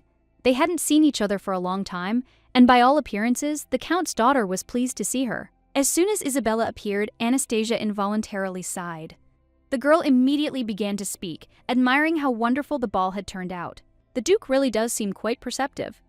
Anastasia agreed with a slight smile. Yes, he certainly doesn't miss a detail. Isabella held out a glass of wine with a smile, offering Anastasia a taste. However, Anastasia didn't even reach for it, as if sensing a trap. She didn't believe this gesture was simply a sign of politeness or a friendly treat. Isabella watched her interlocutor closely and suddenly noticed that Anastasia avoided banquets. This surprised her, and she couldn't resist asking. In response, Anastasia calmly explained that she simply had no business there, and changed the subject. Isabella, however, didn't back down. She noted that Anastasia wasn't particularly beautiful, at least compared to high society ladies. She should appear in society more often, so as not to be forgotten, and it might actually do her some good. Isabella enthusiastically continued explaining that social events aren't just about beautiful outfits, but also about pleasant conversation. For a true lady, it's crucial to maintain connections, discuss the latest news, and present yourself in the best light. Anastasia listened to these arguments but didn't attach much importance to them. She didn't care what the noble ladies thought of her. She thanked Isabella for her concern, turned away, and indifferently indicated that the conversation was over. Feeling tired, Anastasia excused herself, deciding to leave the group. Isabella, on the other hand, was irritated by her behavior. She wasn't used to such indifference and clearly expected a different reaction. Anger boiled within her. But Isabella wasn't about to back down. She believed that sooner or later the truth would emerge, and then everyone would know who Anastasia really was. For now, all she could do was wait for the right moment to reveal her true face. When Isabella looked at Anastasia again, she was already holding a glass of wine. However, instead of taking even a sip, she calmly tilted her hand and poured the contents onto the floor. The gesture seemed like a challenge. Looking at the spilled wine, Anastasia realized Isabella had gone too far. She was even prepared to use poison to achieve her goal. Such a move meant her rival was prepared to take any measure and was unafraid of the consequences. A faint, barely perceptible odor emanated from the glass. It was poison, but not lethal. Most likely, it was intended to deprive a person of common sense, making them vulnerable and pliable. Such a weapon worked unnoticed. Isabella's goal was obviously to make Anastasia behave erratically under the influence of the poison. It was a classic aristocratic ploy, to disgrace a rival so that everyone could see her fall. But the plan didn't work. Anastasia wasn't surprised. If she'd been an ordinary girl, she might have downed the offered drink without a second thought. But her past experience didn't allow her to be so careless. In the past, she was the emperor's wife, surrounded by intrigue, betrayal, and danger in every glass of wine. Compared to those times, death by poison seemed the easiest fate. Isabella looked pleased at this point. She suggested the girls relax and spend the evening in pleasant company, as if nothing unusual had happened. However, despite her expectations, Anastasia felt no change in her condition. She expected a trick, but nothing happened, and this even surprised her. If the drink really did contain poison, it should have taken effect by now.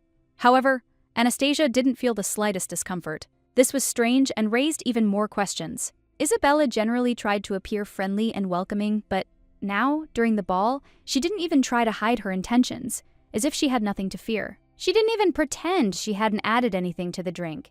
It seems she didn't care whether Anastasia figured it out or not. That was even more suspicious. The living room was filled with a pleasant, slightly spicy aroma. It was calm, and the atmosphere didn't hint at danger, but something still kept Anastasia from relaxing. The scent seemed worthy of a duke, noble and profound. However, Anastasia couldn't imagine it being suitable for a man like Can Atan. Isabella noticed something unusual about the scent. She said it had an animalistic odor, as if something wild were nearby. The other girls also smelled this strange odor. Someone even covered their noses because it was so pungent and thick. Where could it have come from? Although the aroma was overwhelming, everyone felt a sense of curiosity. Where was its source? Isabella glanced quickly at Anastasia, awaiting her reaction. Clearly, someone was deliberately concealing their true nature. If the Duke himself hadn't come out to them, it meant he didn't want his presence revealed. Anastasia understood he wasn't so simple. Wherever I go, there are such creatures, she thought. She felt sorry that they themselves did not realize their fate. The only way to preserve honor and pride was to disappear. But before Isabella could take a single step back, Anastasia approached her, preventing her from retreating. Anastasia calmly but firmly stated that they were talking about her now. She left no room for doubt, pointing directly at the girl. Isabella turned around sharply, clearly indignant.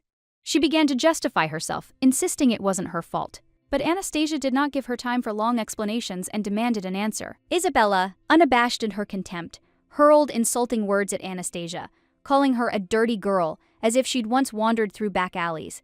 Her voice was harsh, clearly implying that she considered her unworthy of being there. The girls around them watched the proceedings with undisguised delight, as if they were witnessing a captivating performance. They found it amusing that some simpleton had suddenly found herself among the aristocracy and was now acting as if she knew everything and everyone there. Isabella spoke with undisguised contempt about Anastasia's pretense of being a housewife, but in reality, her position was worthless.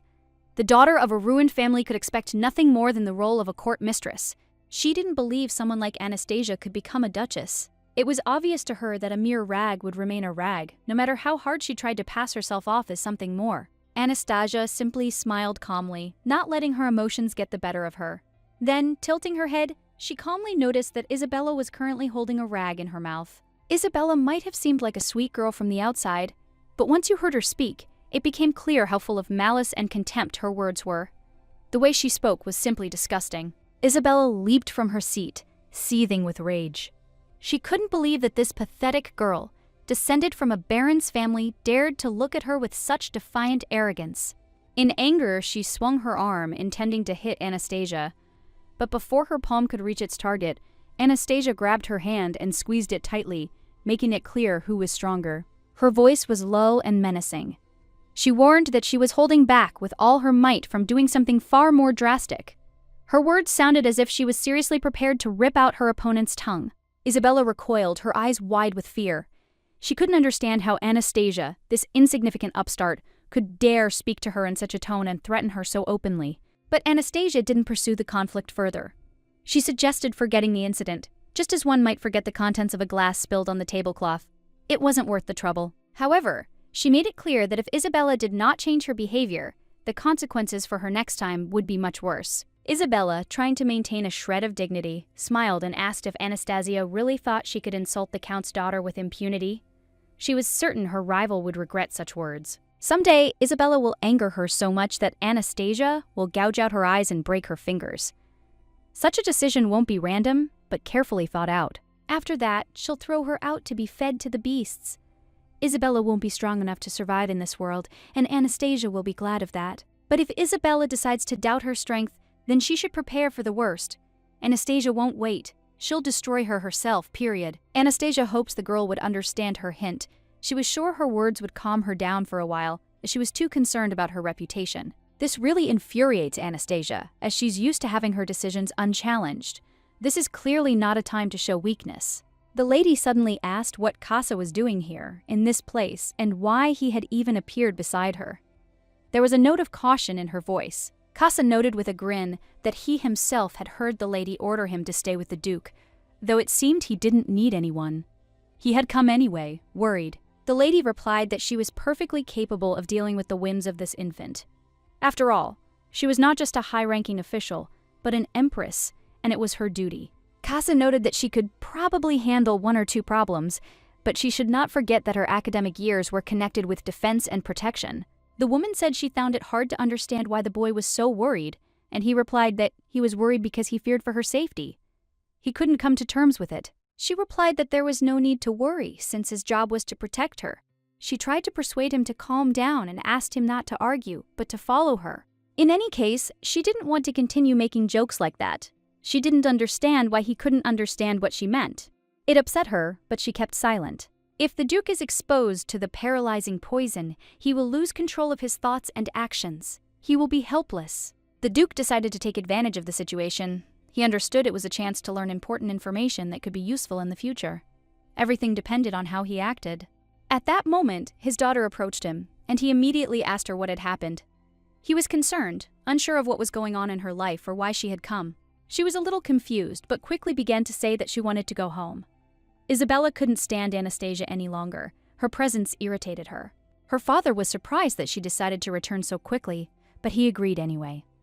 He didn't try to persuade her otherwise, believing it was her personal choice. He said he needed to speak with the Duke before returning home. Isabella insisted that her father not linger and end the conversation quickly. The girl didn't want to stay in this place another minute. Her patience had run out and she was ready to leave, but then she noticed her father looked puzzled. The father couldn't figure out where the glass of poison, which had just been on the table, had gone. He looked around but couldn't find it, which alarmed him. Isabella stood nearby, and perhaps it was she who took the glass. It couldn't have been a coincidence, and her gaze haunted him. Duke Khan Aton approached his daughter, Isabella, his face full of worry. He was visibly nervous, his gaze darting around the room. The situation troubled him. He handed the glass of wine intended for the Duke, but the Duke didn't notice where he placed it. For a few seconds, he tried to figure out what to do next. Duke Khan Aton noticed something unusual about Anastasia that evening. Her behavior seemed odd and her gaze was unfocused. He couldn't understand what exactly was keeping her from being calm, why she kept looking around as if searching for something, and his presence didn't calm her down. Anastasia, sensing his gaze, said a little nervously that she simply felt awkward dancing with him. She'd already taken an etiquette course, but she still felt out of place. Deep down, Anastasia felt she needed to find out where this killer was as soon as possible.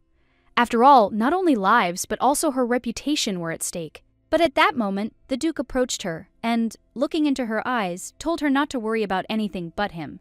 He was certain that all her problems would disappear if she trusted him. Anastasia sighed, but still thought it would be nice to pretend, at least for a moment, that his words were reaching her. But she still didn't understand why she needed to. The Duke, noticing her displeasure, gently ordered her to bend down. He was sure this behavior would help her concentrate, and perhaps she would begin to trust him more. Anastasia and Khan Aton turned their attention to Isabella, who suddenly attempted to strike Anastasia. However, her blow missed. Isabella's missed strike accidentally hit herself. She took a few steps back and felt a slight sting from the blow. Anastasia was surprised to see Lady Isabella. She remarked that she should be more careful in her actions, especially in situations like these. She hadn't expected Isabella to be willing to go so far. This truly surprised Anastasia, who had been certain of something else. Anastasia couldn't understand how Isabella could dare to do such a thing. Forgetting all sense of propriety, she simply walked up to her and slapped her across the face. Perhaps Isabella was the killer, but Anastasia couldn't be sure. Too many questions remained unanswered. However, in reality, it was unlikely to have been her. After all, Lady Isabella was apparently opposed to Anastasia, not the Duke. At that moment, Isabella grabbed Anastasia by the skirt, her face distorted with rage, and her mouth full of insults and dirty words addressed to her rival. Casa immediately ran to Anastasia, his face filled with worry and anxiety. He didn't know what to do, but he was ready to protect her at any cost. At that moment, shards of glass flew around, and Anastasia was stunned by what was happening. Her reaction was a mixture of surprise and alarm. When Anastasia opened her eyes, her gaze immediately fell on the Duke, who, like a protector, covered her with his body, shielding her from the dangerous fragments. Despite several wounds, the Duke wasn't worried about himself. His primary concern was whether Anastasia had been harmed. She tried to reassure him, suggesting he focus on himself and his wounds. But he simply waved her off, not wanting her to worry about him.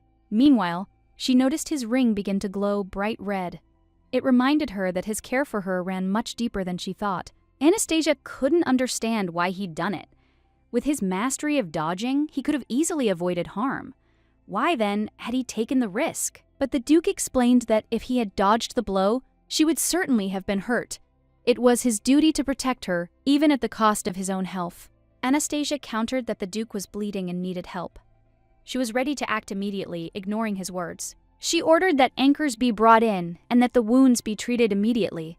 But the Duke again tried to calm her, insisting that there was nothing to worry about. The lady was outraged and couldn't understand how he could speak so calmly when his body was literally covered in blood. How could anyone not be worried in such a situation? He reassured her with a smile, saying there was no need to worry. He was a master swordsman, and such wounds were no threat to him. Everything would be fine. Anastasia, although she didn't entirely agree with his opinion, nevertheless decided to listen to him. He was clearly confident he could handle this on his own. The Duke confirmed there was no need to worry. At that moment, a servant approached them, apparently wanting to know what to do with the woman who was nearby. The servant, awaiting instructions, inquired what they should do with the woman, who probably represented some danger or importance to the situation. The servants managed to grab Isabella, and in this situation, she still could not stop herself from mocking Anastasia, calling her names. Anastasia was shocked by the situation, not understanding how Isabella could continue her curses despite everything that was happening. Isabella kept screaming that Anastasia must die. This forced Anastasia to ask the Duke for permission to deal with her. The Duke agreed to her request, and she immediately asked the servants to release Isabella, giving her a chance for one last meeting. Anastasia also asked for a sword so that she could protect herself if necessary or act if the situation gets out of control. She decided to give Isabella one chance by asking her if she thought Anastasia, the Duke's mistress, really deserved to die. Anastasia warned that this was Isabella's last chance, and everything she said would be decisive for her future.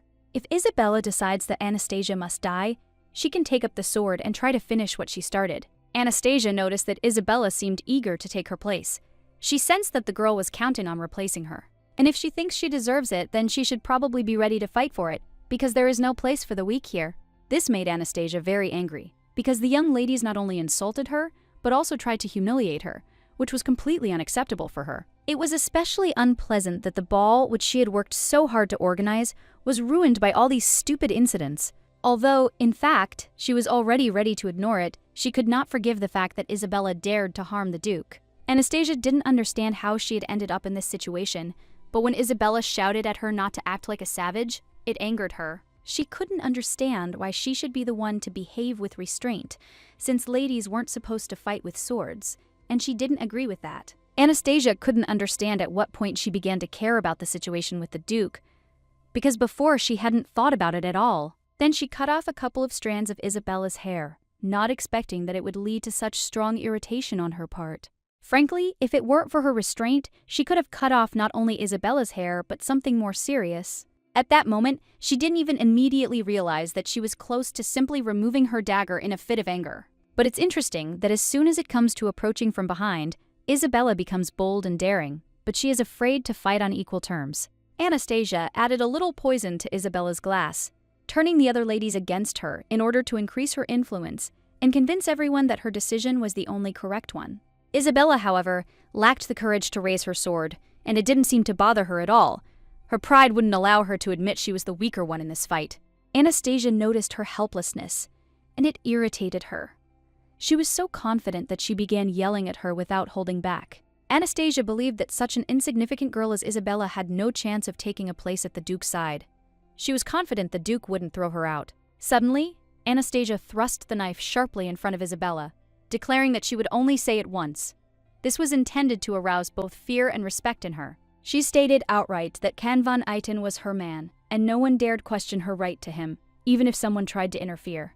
Anastasia added that if anyone else dared to stand in her way, the consequences would be dire. Her gaze was full of determination. Duke Khan, standing to the side, watched the proceedings with a smile on his face. He was amused by how easily Anastasia controlled the situation. Finally, Anastasia thought that perhaps Isabella had finally realized her mistake. She hoped the girl would understand the full consequences of her behavior. As Isabella started to leave, she suddenly grabbed the sword and threw it towards Anastasia, as if by accident, but clearly with the intention of showing something. Anastasia was in complete shock. She quickly turned around, and at that moment she heard a strange sound that made her feel like something had happened. Turning, she saw the sword pierce Isabella's shoulder. The whole scene was terrifying and unexpected, but the moment proved fatal for the girl. At that moment, everyone realized that this was the Duke's act, trying to protect Anastasia, acting instinctively but with extreme determination. Isabella began to scream, begging the Duke not to do it, but her words had no power when the Duke continued to stand with such a determined look. He answered her in a cold tone that he was very sorry, but he had not managed to kill her with the first blow, which indicated his intentions. The whole situation was simply absurd.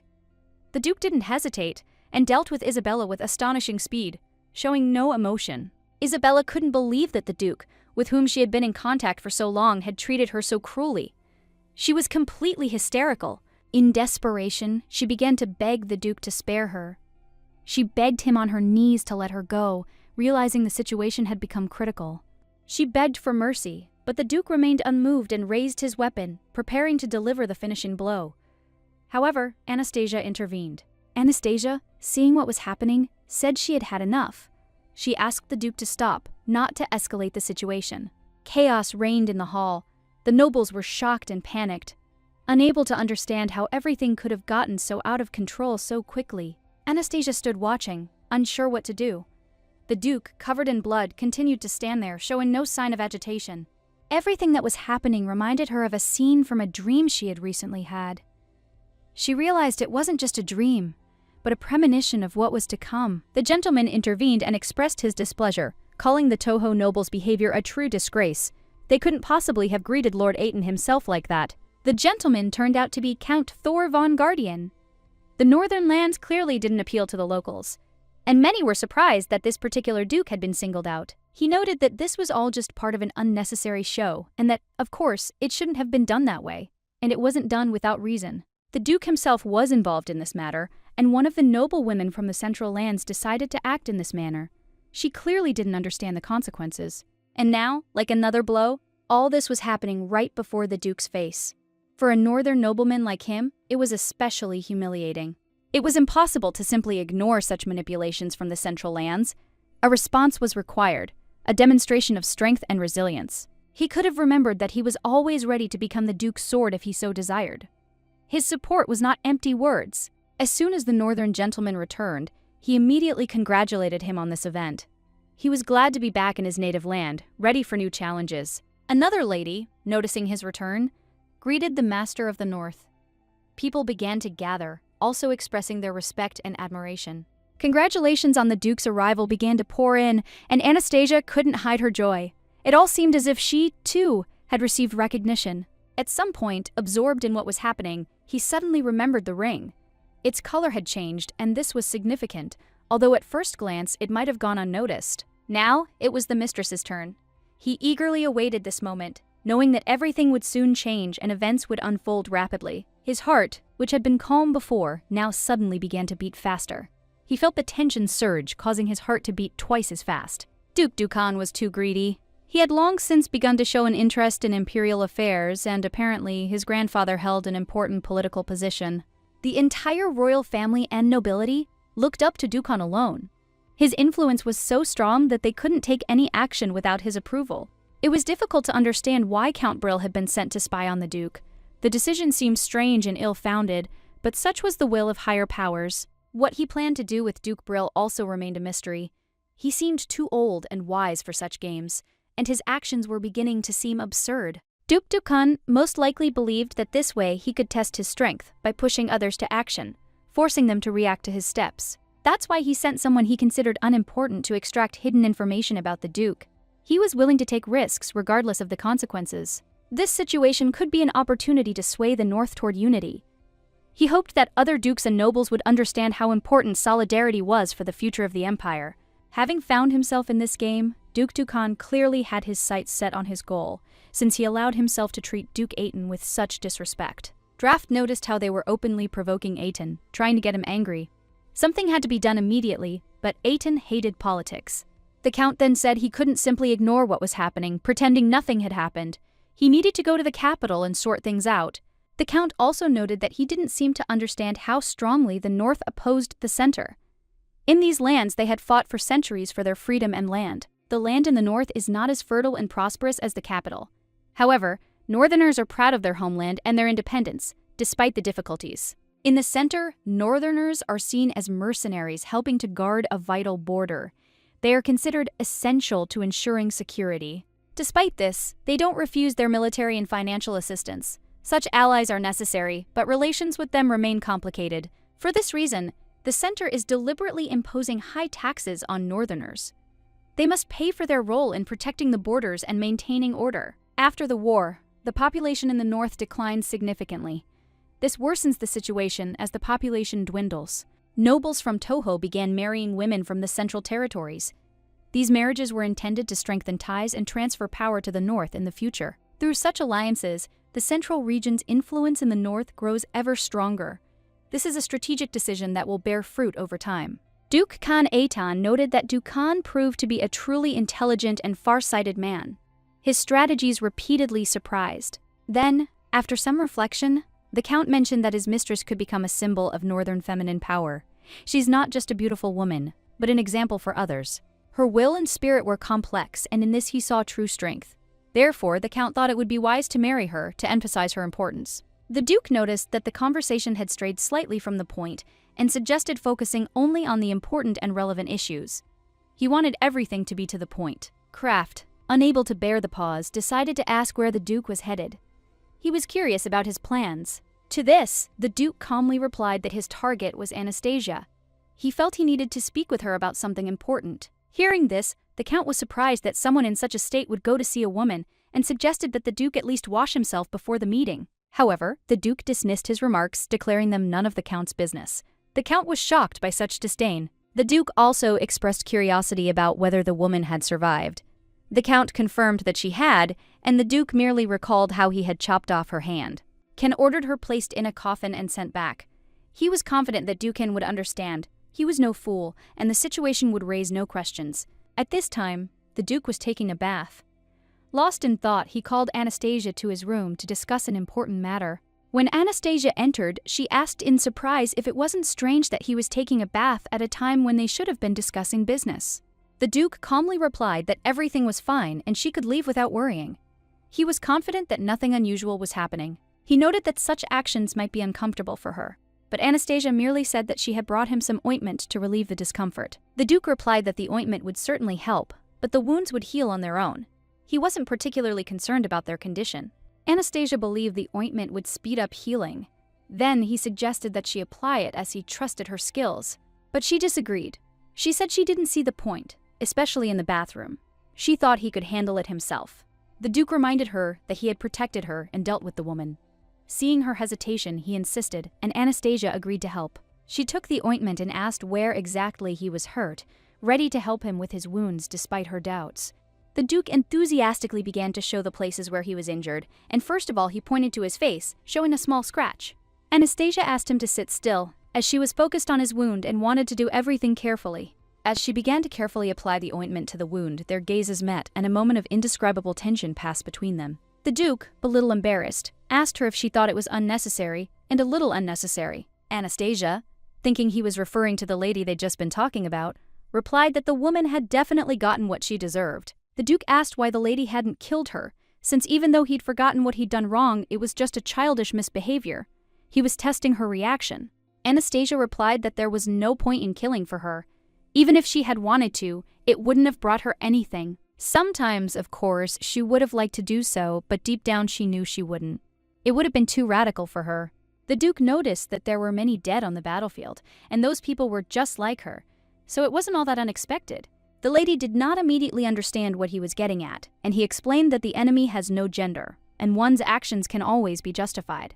For him, killing was nothing more than a necessity for survival in a cruel world where weakness could not be allowed.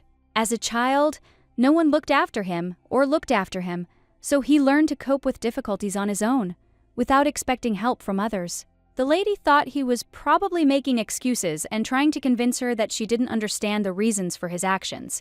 She found this a little endearing. The Duke was sure there was nothing unusual in his actions and couldn't understand why she was laughing. Anastasia said it was simply astonishing. She admitted that it was not a surprise, although it seemed strange, because, in the end, he turned out to be completely different from what she expected. The Duke was slightly stunned. He knew, of course, that she saw him differently, but now he wanted to capture her attention even more. The Duke caught Anastasia's attention from the very first glance. Every smile he gave her made her blush, despite her attempts to maintain composure. However, he was in no hurry. He knew she would eventually be his, and there was no need to rush. He was confident of his success. He was patient and willing to wait. He knew that sooner or later Anastasia would be his, and it was only a matter of time. One day, Anastasia confessed to him that all this might seem strange, but she felt that there was something more to their relationship. She was surprised to discover that he wasn't so perfect either. He didn't have that special something she'd expected. No one could understand why she had such a strong reaction to him in particular. It was something new and unusual. At one point, he suddenly grabbed her hand and dragged her into his bathroom. Anastasia was shocked by this turn of events. She couldn't understand what he was like, what kind of crazy behavior he was allowing himself to do. She asked him what was going on. He gently brought his face close to hers and said that he couldn't hold back any longer. The desire was too strong. He asked her to sleep with him, promising to be gentle and caring.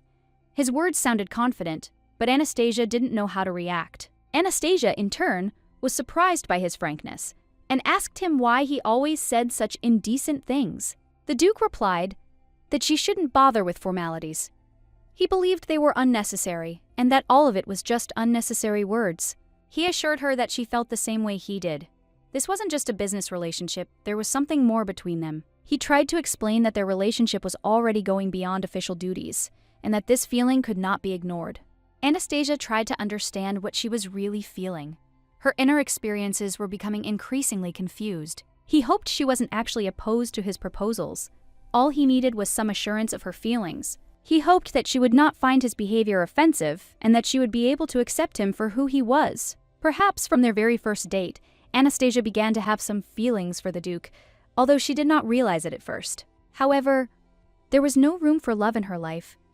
Every day was full of struggle, and she didn't allow herself to think about feelings. She was an illegitimate child, used and abandoned, and her mother was beheaded by her husband. This left deep scars on her. Anastasia has survived so many hardships that she has become strong and resilient. She has spent her entire life fighting for survival, not allowing herself to show weakness. Because of the constant threat to her life, she can't be a normal girl. Many reasons force her to stay away from him, but something about him captivated her. She could no longer deny her feelings, which grew stronger with each passing day. She admitted that he was right, and admitted to herself that she was drawn to him, despite all her internal barriers. Unable to contain herself any longer, she kissed him. He was too handsome, and if it was just for one night, she didn't care. She wanted it. She wanted to have him completely, including his thoughts and desires, in order to be close to him at least a little. But as soon as her thoughts returned to the beginning of their meeting, she felt embarrassed and hesitant. She asked him for a moment to compose herself. The Duke didn't understand her strange behavior and thought it was too cruel to end things at such a moment. She explained that that was not the case and invited him to go to her bedroom. The gentleman, of course, couldn't refuse her request and readily picked Anastasia up. He gently carried her to the bedroom, holding her carefully in his arms. He pulled off her wet dress, his fingers sliding over the fabric. He couldn't even imagine that Anastasia would one day be on his bed. It was like some kind of dream. He'd never imagined they'd be this close before. But now he was next to her, and it was perhaps the most amazing moment of his life. He wanted her to look him straight in the eye, so there would be no distance between them. He hoped she would feel what he felt and not be distracted. He hoped her thoughts would be occupied only with him and nothing else, so that she could fully absorb his attention and understand how important this moment was to him. He wanted her to think only about him and what was happening between them, for her feelings to be pure and real. Everything else didn't matter at that moment. They continued kissing, and suddenly, like a bolt from the blue, she stood up. He couldn't understand what was happening. Everything had seemed so natural, but now the situation had changed. He noticed they were in the middle of it when she suddenly stood up. He felt himself getting hot. It was hard to understand, but he tried to focus on her. He continued to do everything he could to make things right. He was confident that he had to do things her way, and he hoped she would be pleased with his efforts. She asked him not to move, but to continue kissing her as before. She was at that point where his every touch was important to her, and she didn't want him to stop. The Duke himself hadn't known that kisses from his beloved woman could be so delightful. He felt so alive that he couldn't stop savoring the moment. But suddenly, without warning, he began to rise. He didn't know what exactly made him do it, but she was afraid, and he sensed her anxiety. He froze. She told him to stay put and not move, but he disobeyed, and a question arose in his heart. Was he doing the right thing by following her request? She told him he shouldn't do anything until they were sure of their actions. But he couldn't understand why he wanted to continue and not stop there. But that wasn't enough. He wanted more. He was sure he wouldn't just stop, but he also didn't know if he had the strength for more. He asked her to take it easy because he truly couldn't control himself at that moment. His emotions were spiraling out of control, and it was too much for him. The lady was embarrassed and felt her body weaken. She saw his persistence reflected in his eyes, and she knew she couldn't continue. Nothing is stronger than me, he thought, leaving his marks on her body.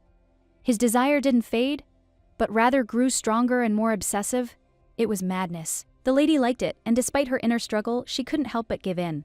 It seemed she had broken his defenses, and now he couldn't hold back. After a while, they were almost finished, but she, exhausted, said she couldn't take it anymore. Tired, she felt her strength ebbing away. But the Duke disagreed with her words and said the night had only just begun. She had to understand that, otherwise she wouldn't see the full extent of what he intended to do. She couldn't understand why he was saying this, but he laid her back down on the bed, continuing to insist on his way. She felt her resistance melt away. She asked him to wait, but he ignored her pleas. The night wore on, and his desire was stronger than her words, stronger than her doubts. Sometime after the Duke's death, in a place accessible only to him, he found his grandfather's old diary. It was the place where his most hidden thoughts were kept. As his death approached, his magical power gradually weakened. In this process, he began to see Khan Etan not simply as a successor, but as something greater, something more significant. He began to realize that this young man was his true grandson. And with each passing day, this understanding of this connection grew deeper and more meaningful to him. It was then that he realized his son had died, never having found happiness, along with his beloved. And now his grandson had inherited not only magic, but also deep trauma. The boy, oddly enough, didn't even understand human emotions. It seemed as if the whole world was empty and alien to him. He didn't know how to process these feelings. Watching him, his grandfather felt a heavy burden of guilt. He felt he could have done more to raise him and heal his inner pain, but it was too late. Although his grandfather escaped the curse, he was right to save his marriage. Despite this, he never experienced true love in his life. The Duke seemed content with his life. He closed the diary, keeping its pages hidden from everyone. Perhaps this was his way of letting go of the past. Previously, he had two choices. To avoid going mad from the curse, he was forced to suppress his emotions, pretending nothing was happening. From childhood, he'd been taught to restrain himself, to keep his emotions under wraps. It was the only way to survive. He hoped he could withstand this ordeal. He said he didn't want to live like his grandfather. His first decision was to suppress his emotions and live like him, so as not to lose control. The second path was dark, like his father's, to go mad and disappear without a trace. It wasn't what he wanted, but he knew no other way out. If he didn't learn to control his emotions, the same fate awaited him as his father. He didn't want to become a copy of what had come before. He decided to refuse his grandfather's offer. Even if his life was short, he wanted to feel alive, not like a walking dead man. He wanted to feel alive, especially when his beloved woman was nearby. In her presence, something changed within him. He felt real. Of course he wanted to preserve this moment, not lose it. He tried to savor everything he could, but fear sometimes clouded his mind, preventing him from relaxing. But he doubted he could trust this girl. He had always been wary of everyone, and now his feelings were even more confused. He didn't know if she was someone he could confide in. His attitude was cautious, and he didn't know what to do with this feeling. Suddenly, he saw himself as small. He thought that perhaps by offering trust he was taking a risk, relying on luck rather than reason. He thought that perhaps the guy simply didn't like her, that her affection wasn't genuine. This left him feeling unsure. But the boy, at his young age, said he didn't know. But he wondered if his older self was afraid of this, of that same uncertainty. The Duke smiled, assuring him that he had nothing to fear. He seemed perfectly calm, as if nothing could disturb him at that moment. The boy, however, didn't share his confidence.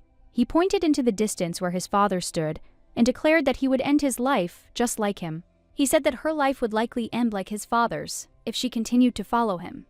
This was his vision of the future. The guy continued that in such a situation, it would be best to seal him. Otherwise, he would not be able to find peace and would continue to suffer. This will give him a chance to live a normal life, without fear and pain, without unnecessary worries about what might happen to this person. The Duke, hearing these words, asked again if the boy really thought that it was so easy to give up everything that surrounded them. The young man was struck by the Duke's apparent lack of concern for the woman's life. It struck him as strange and unnatural, as if he didn't notice the importance of her fate. The Duke replied that his life and feelings should not concern the boy, and the fact that he was worried about Anastasia's fate did not matter at all in this situation. The boy said with determination that the Duke was lying. He was convinced that the woman shared his mother's fate, and that was the only reason for his concern. He was sure that if Anastasia learned his secret, she might reject him. This made him worry about her future. But the Duke was certain that Anastasia would be different. He was convinced that she was unlike other people, and her fate would not be the same. He continued to insist that all people were the same, but Anastasia, in his opinion, was special. She was different from everyone else, and that changed everything. The boy, however, thought that perhaps he was simply in love with her. This explained his actions, and he couldn't find any other answer. The Duke, smiling, confirmed his thoughts. The boy, however, fell silent, embarrassed, because even he himself didn't know what true love was. He couldn't understand how anyone could be so certain of feeling something they hadn't experienced before. It seemed as if the emotions he was experiencing were completely new to him. The Duke asked again if he really couldn't hear, like he couldn't understand what they were saying to him, trying to figure out what was happening. As the Duke embraced her, his heart began to beat so hard it felt like it was about to burst out of his chest.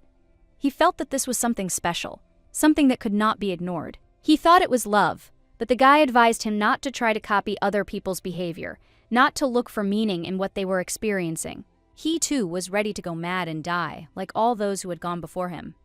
However, the Duke nodded and said that if this was his fate, she was ready to accept it. He was prepared to do this rather than leave Anastasia. He couldn't give her up, even if it meant going against his will. The boy was silent for a moment and then quietly said that she was saving him, and therefore, perhaps, she was destined to die. The Duke flew into a rage, demanding the boy leave and never return. He wouldn't hear a word, considering it all absurd. He didn't need saving, because he had already received everything he needed. And now he wanted to understand what was behind what was happening between them. What was happening between them was something strange and mysterious. He felt a desire to understand what kind of feeling they were experiencing. The Duke turned to Anastasia and said his curiosity was now satisfied. But he still wasn't sure hers was equally curious. He couldn't be sure of her feelings, so he simply hugged her while she slept, unable to get rid of his doubts and questions. Jack was in shock, screaming that they would never have another chance like this. All the butler's hopes were shattered, and he felt like all was lost. This lady was ruining all his dreams, and he was furious with the Duke. If it weren't for him, he would have taken her head himself without a moment's hesitation. He also overheard the maids discussing Mistress Anastasia's whereabouts the previous day. This was information that troubled and haunted him. Anastasia always stood out for her confidence, especially after she'd managed to get revenge on that lady. They continued their conversations about the Duke, never forgetting his greatness. Word spread quickly. All the nobles knelt before the Duke, and it was a sign that they were a perfect match. The butler couldn't help but notice how at that moment Anastasia showed her cunning and charm, like a real fox, manipulating the situation. At that moment, one of the maids approached the butler, and he asked her with interest what had happened, because something was clearly happening. She announced with a smile that Mistress Anastasia had asked her to convey something important. The butler became wary, waiting to hear what would happen next. The maid handed him a jar of ointment and said it was an excellent remedy for back pain. The butler, somewhat surprised, asked if it really was from his mistress. The maid, without hesitation, explained that Anastasia herself had provided the ointment and attended to the maids. This surprised the butler, but he said nothing. She added with genuine admiration how her mistress had cared for her when she was injured.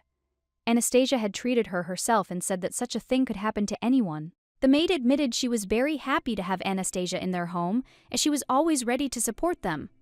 However, the butler wasn't as happy as everyone else. The entire estate was delighted by Anastasia's arrival, and the servants admired her abilities. The butler, however, felt only bewilderment and slight unease. Anastasia became like a fox, captivating everyone around her, and even the butler could not remain indifferent, observing her influence.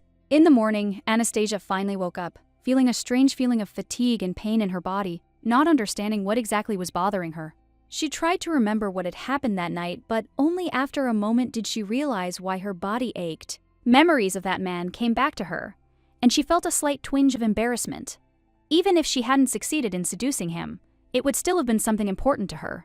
Anastasia began to think that perhaps, even if she couldn't win his heart, she would still inevitably fall in love with him. Meanwhile, the Duke approached Anastasia and noticed that she had finally woken up, although she looked a little surprised by her awakening.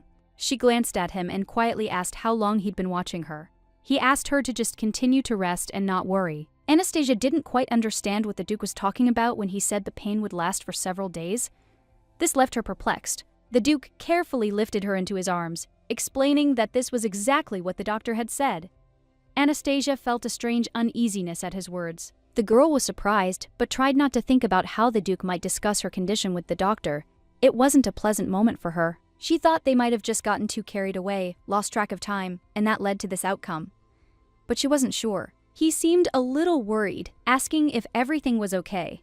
After all, the doctor had said she would feel much better after a warm bath. To make her feel better, he prepared a bath of rose petals for her. Anastasia, not expecting this, asked if she could ask him a question. The Duke was pleased by her interest and, slightly embarrassed, asked what she wanted to know. He was prepared to answer, but he didn't know what her question would be. Anastasia looked at him closely and asked if he'd ever been intimate with women. It was an unexpected question, but she was curious. The Duke was surprised to hear such a question and replied that he was curious why she was asking that particular question, especially after he had been so helpless yesterday. Anastasia hastened to assure him that this was absolutely not the case. She simply didn't understand how he could be so good if this was his first experience. She couldn't help but notice how his body moved with such slowness and grace, and his face was surprisingly pleasant, which made her feel special. She said quietly that it had been a really nice first time, and her words carried not only gratitude, but also a slight surprise at what was happening. The gentleman was genuinely surprised by the lady's words when she said her ex-husband had never touched her. This offended him, but he didn't ask any further questions. She admitted she'd never experienced true love. The Duke paused. He understood that this was incomprehensible to her, as if love didn't exist for her. He noticed that the lady was overly proactive, which could have been due to the fact that this was her first experience. This made him wary, but also intrigued. The lady blushed and confessed that she didn't know what love was. This struck him as both naive and touching, as if she were just beginning to explore the world of emotions. The Duke remarked that he liked this. He thought she still had questions, and perhaps she didn't fully understand everything that was happening between them. But the lady, with interest in her eyes, wondered if he could answer all the questions she might want to ask. This was a test for her, a way to check his knowledge. The Duke smiled and replied that he was capable of answering anything she asked him. But he warned her that this man, despite his answers, could be dangerous to her heart. The lady, emerging from the bath, said it wasn't just a one-night stand. She felt she enjoyed it, and perhaps the feeling wasn't one-sided. The Duke was truly magnificent, his body in perfect shape. This couldn't help but impress her, and she couldn't hide her admiration for his physical attractiveness. Rumors from the servants said he was secretive and didn't like to reveal his secrets. That was her perception, but she understood that there was more to this secrecy. Now she could understand what this secrecy meant to him. It wasn't just privacy, but rather an attempt to protect himself from the outside world, to maintain his personal space. Come to think of it, she knew next to nothing about him. She could only judge him by his appearance and rumors, but his origins remained a mystery to her, as did his prowess in combat. Anastasia had long believed Duke Kan Etan to be a cruel and unfeeling man, but she soon realized he had a caring side. It was difficult to fathom the life he'd lived, but it was clearly not a simple existence. Anastasia's curiosity grew. She wondered what secrets the Duke was hiding. Then she noticed a strange mark on her neck, a bite mark, which only added to her questions. The song she'd heard remained a mystery to her. However, looking down at herself, Anastasia realized her entire neck was covered in hickeys, which confused her even more. In despair, she screamed, accusing the Duke of being nothing but a jerk. But standing in front of the mirror, she saw that the Duke too had suffered hickeys, which seemed to give him a sense of victory. Unfortunately, her master could not find the words to explain the situation because, according to him, the points were dead, and this changed everything that had previously seemed obvious. Anastasia realized that with such a terrible outcome, she would not be able to get married, because due to the loss of her arm, her situation became absolutely hopeless, and all her plans collapsed. She began to think she would no longer be of any use to her family. Her fate had become unprofitable, and now her life in her birth family was doomed to nothing. However, he suddenly noticed that she had stopped breathing, and this filled him with horror. He realized something was wrong, and his anxiety intensified. Panicked, he pulled her out of the coffin and anxiously asked if she was okay, not understanding what had happened. Everything that was happening seemed extremely strange and incongruous. He was certain that this had all been the Duke's plan, and that he had sent her here for his own personal reasons. This thought tormented him, but he didn't know how to deal with it. Anastasia explained that what had happened to her was a warning from the Duke. Everything that had happened was part of his game, and now she understood that it had all been planned. Seeking the truth, she asked her father if the Duke had really ordered him to leave their lands and come here. Her father confirmed her suspicions that it was the Duke's orders. She blamed the Duke for what was happening, believing he never expected things to go this far. He could have avoided this turn of events, she believed, but now nothing could be done. Isabella looked intimidating, but her words were calm. She remarked that it was simply magnificent, adding that it was the result of care that caused pain. She didn't seem to be planning to take offense at the Duke. Isabella maintained her composure and showed no signs of displeasure, despite the entire situation. And judging by her reaction, she didn't know it was her father who had slipped poison into the wine, which brought her some relief. This allowed the Duke to relax a little. The Duke embraced his daughter, deeply pained for her. He expressed his sincere regret that she had found herself in such a situation. He added that he would never allow anyone to hurt her like that again, assuring her that he would continue to protect her no matter how difficult it was. The Duke was soon informed that Lady Brill had returned home safely. This news calmed him somewhat and brought some clarity to the current situation. It seems that everything went according to plan to fulfill the Duke's hidden intentions. Some important steps were completed and everything was handed over with due care. The Duke, delighted by the good news, said everything was indeed excellent, but added that developments needed to be monitored further. However, the young man still could not understand where Hyde had disappeared to, because he had not been seen for quite some time, which made him uneasy. The Duke replied that Hyde had gone on vacation, which sounded somewhat surprising for someone accustomed to working non-stop. The reasons remained a mystery. The young man, not understanding this decision, objected, asking why they were suddenly allowed to do that. He considered it unacceptable and disrespectful. The Duke calmly stated that he felt no need to account for his decisions. He added that it was his personal business and he had no obligation to explain his actions to anyone. He also noted that if the boy continued to complain, he would have to bury him alive, as he put it, and noted that the gentleman had a mistress. The boy was surprised to learn this from those who had recently seen him off to graduation. The Duke confirmed the information was true, and it was a familiar fact to him. The boy continued his questioning and asked if she really was beautiful. The Duke, smiling, replied that she was pretty, though he was surprised that this girl was Ain's lover. Duke Khan Aitan turned to John Kutar, asking if he truly believed he had any choice in the matter. His gaze was stern, his voice decisive. Ian quickly replied that everything was fine and that he just wanted to survive. The Duke looked at him and said there was no point in wasting time on unnecessary thoughts. He simply needed to do as he was told. The Duke added that Ian should no longer pay attention to his mistress, no matter how much it attracted him. He should focus on more important things. Despite the instructions, Ian couldn't help but think about the woman who had caught his attention. In the desert, his thoughts had been preoccupied with survival, but now everything was different. His interest in women hadn't faded. Meanwhile, Anastasia returned home. She was once again the center of attention after returning from her duties. Her return did not go unnoticed, and everyone awaited her instructions. The woman who seduced the Duke became the talk of the town. Her figure was shrouded in countless rumors, and everyone tried to understand the person behind her mysterious appearance. The current Duke of Kaneitan's parents abandoned him when he was only 8 years old. By decision of the previous Duke, he was sent abroad for an extended period. This was a difficult period in the young Aitan's life, and he did not see his parents for a long time. Beyond this information, however, nothing else is known about the Duke. He spoke of his family, and others were unable to provide details of his past. The mystery of his life remained unsolved. No one knew about him or his past, so the lady was completely surprised to learn this. All her questions about the Duke remained unanswered, and her interest only grew. She couldn't understand how it was that no one knew anything about the Duke. It all made her think. Perhaps she should ask him directly about his life and secrets? However, she doubted he would give her an honest answer. At first, she felt it had nothing to do with her business, and she decided to leave the matter alone. But now she was worried about something more. Who was this man? What was his family hiding? Why was his past so carefully concealed? She felt she had to get to the bottom of it. She wanted to know if all the women of the Aitan family had truly suffered, as rumors claimed. This thought haunted her, and she decided to try to uncover the family's secrets. And then, at some point, she noticed something strange. Her aura, her sensations, everything seemed unusual. She couldn't understand what was happening and decided to focus on the situation. Turning around, she saw a group of men standing nearby. At first, she thought they were assassins, but quickly realized they didn't look like what she expected. Moreover, one of the men approached her, covered her mouth, and showed her a sign stating that they weren't murderers, but people with a different purpose. She felt relieved, but still wary.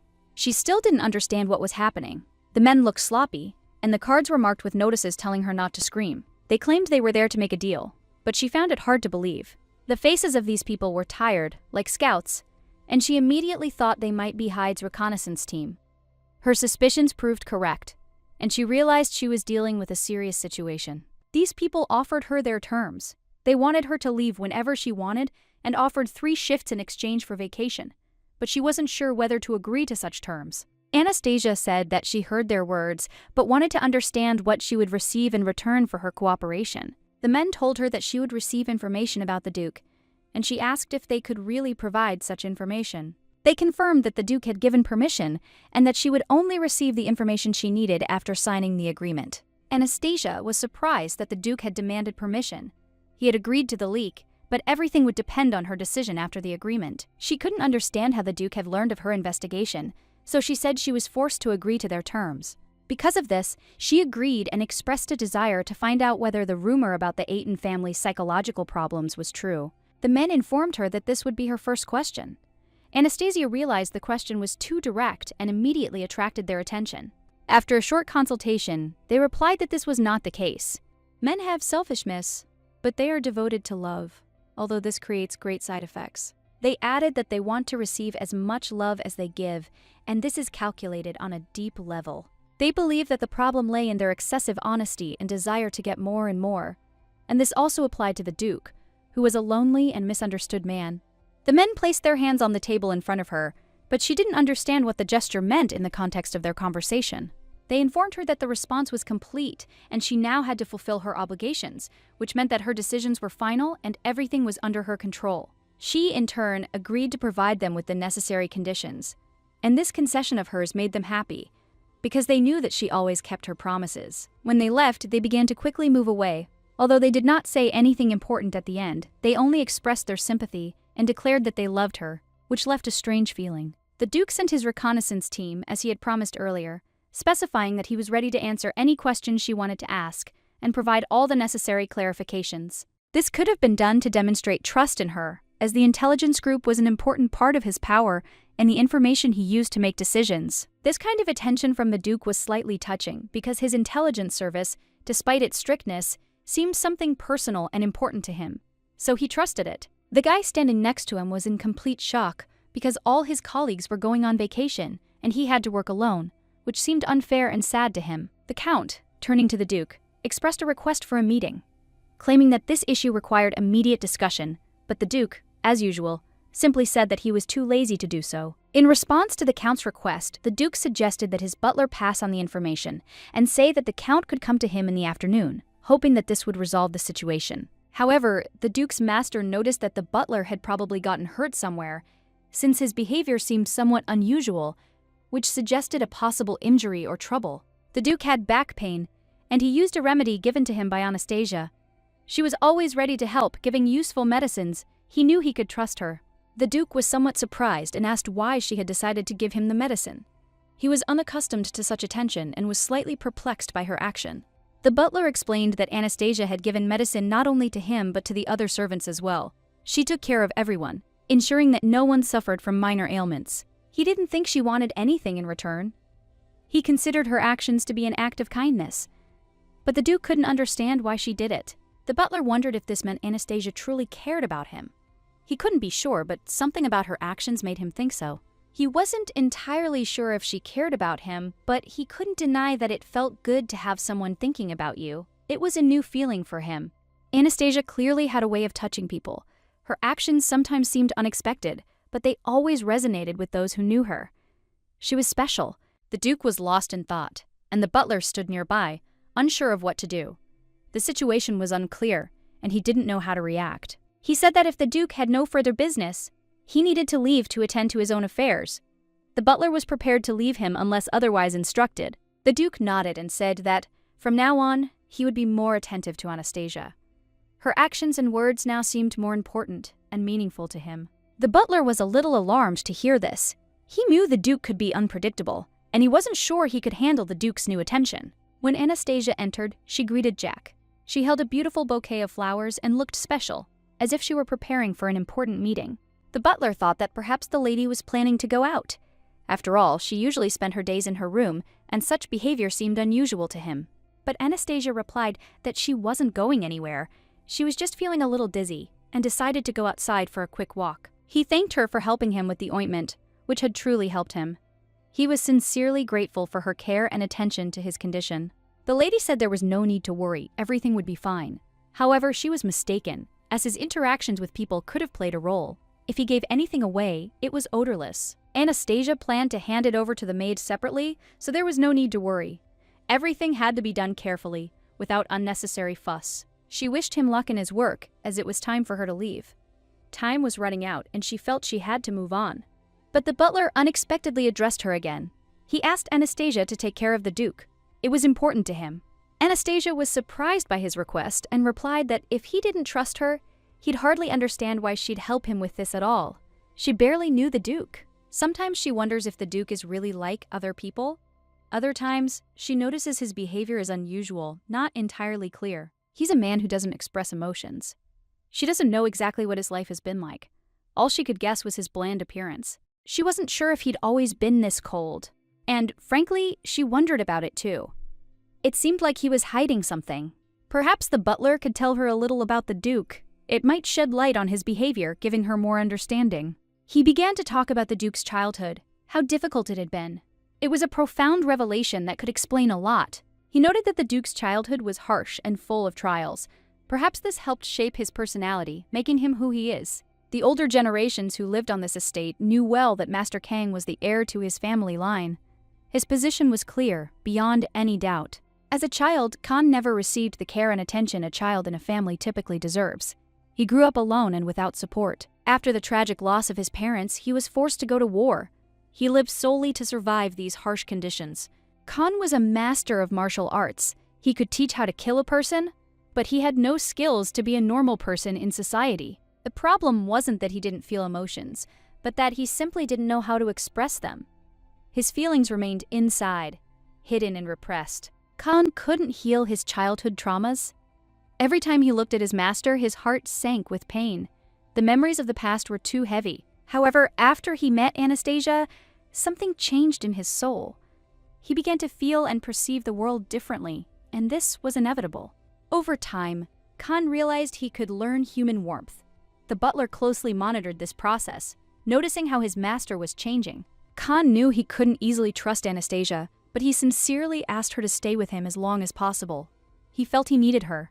Although Khan knew it would be difficult for him to open up, he was still grateful that Anastasia was there for the Duke, helping him cope with his emotions. Despite the difficulties in her relationships with men, Anastasia could not understand how to properly establish a relationship with the Duke so that everything would be harmonious. These thoughts had been haunting her for the past few days.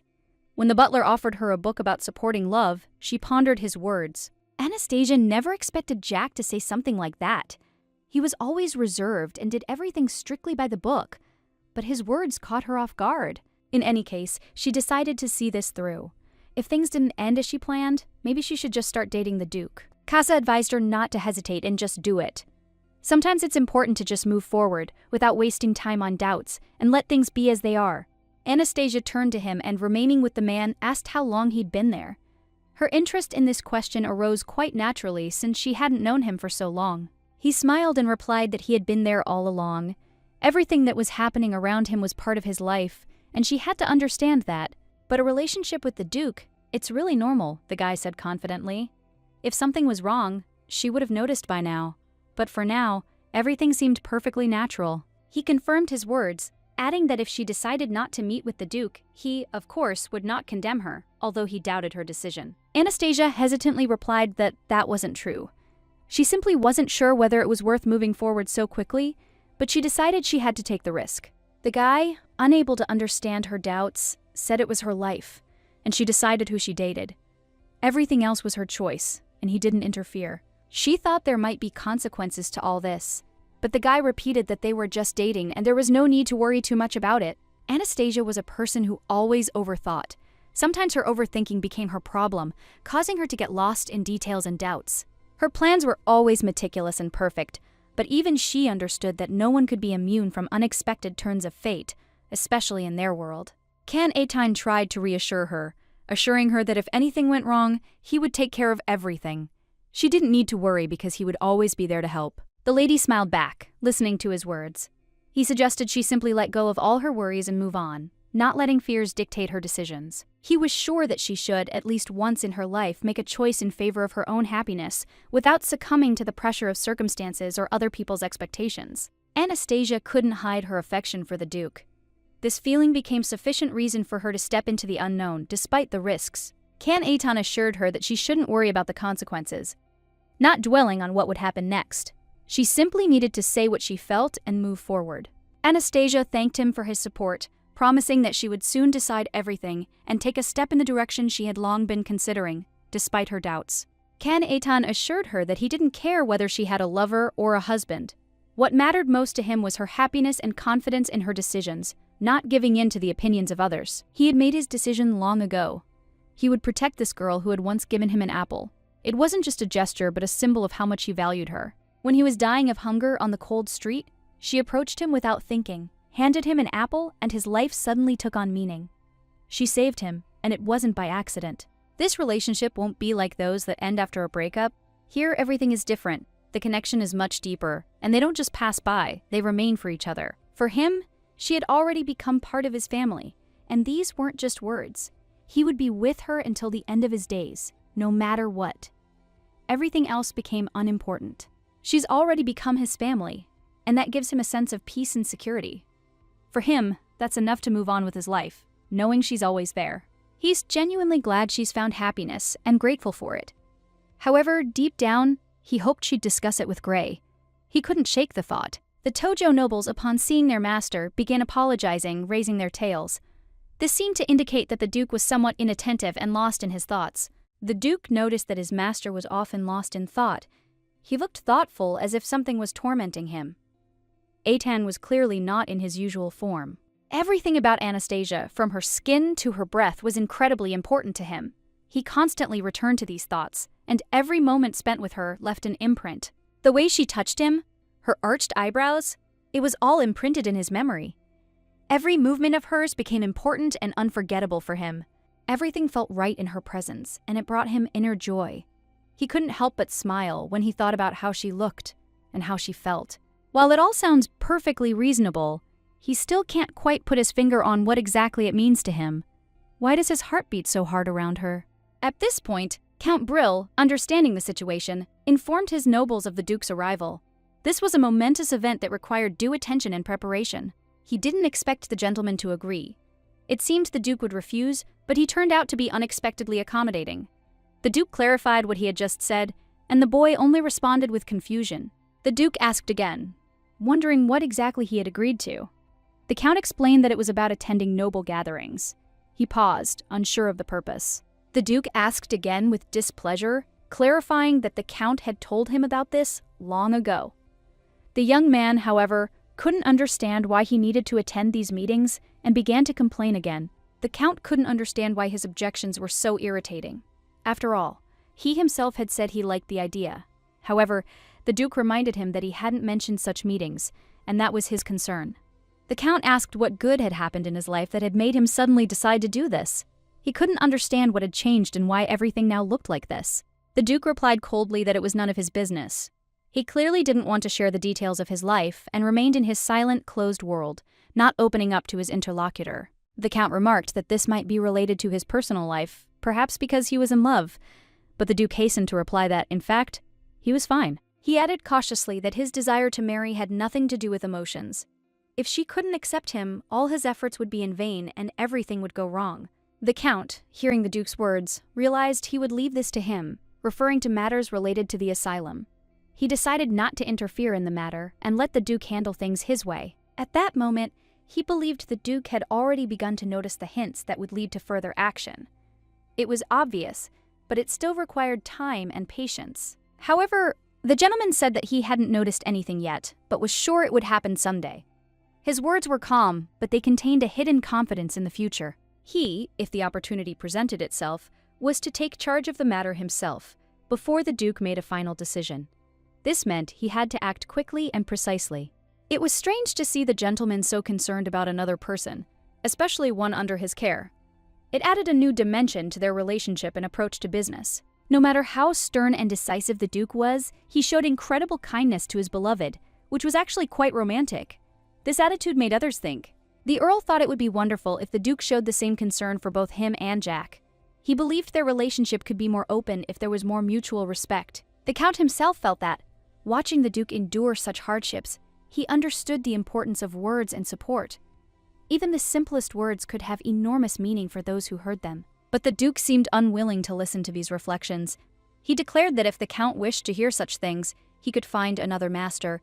This statement was direct and stern. The Count realized it was impossible to change the Duke's mind, and this greatly irritated him.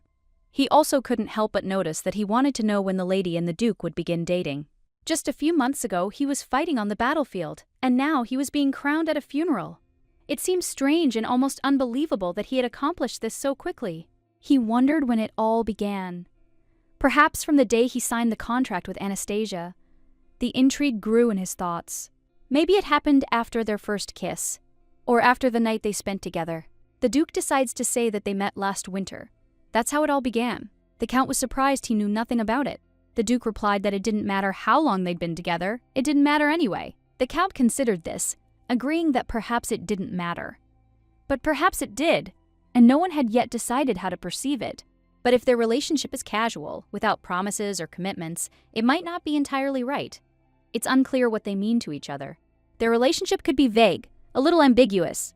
For example, they could simply have fun, without ever considering each other anything more serious. If she decides to date someone else, there won't be any complaints. And although the Count had nothing to say, the Duke was incredibly angry. He was not pleased with such statements, which seemed to call his feelings into question. He said abruptly that he needed to meet with Anastasia immediately, urgently. There was no longer any time to put it off. His words were filled with tension. The Duke left the room, and Anastasia entered almost immediately. Her arrival came just as things were starting to get heated. The Duke sat down, and the Count suddenly froze. He was so surprised that he didn't even know what to say when he saw Anastasia. Anastasia entered with a smile, clearly about to tell the Duke something. She was ready to make an important confession, which now seemed inevitable.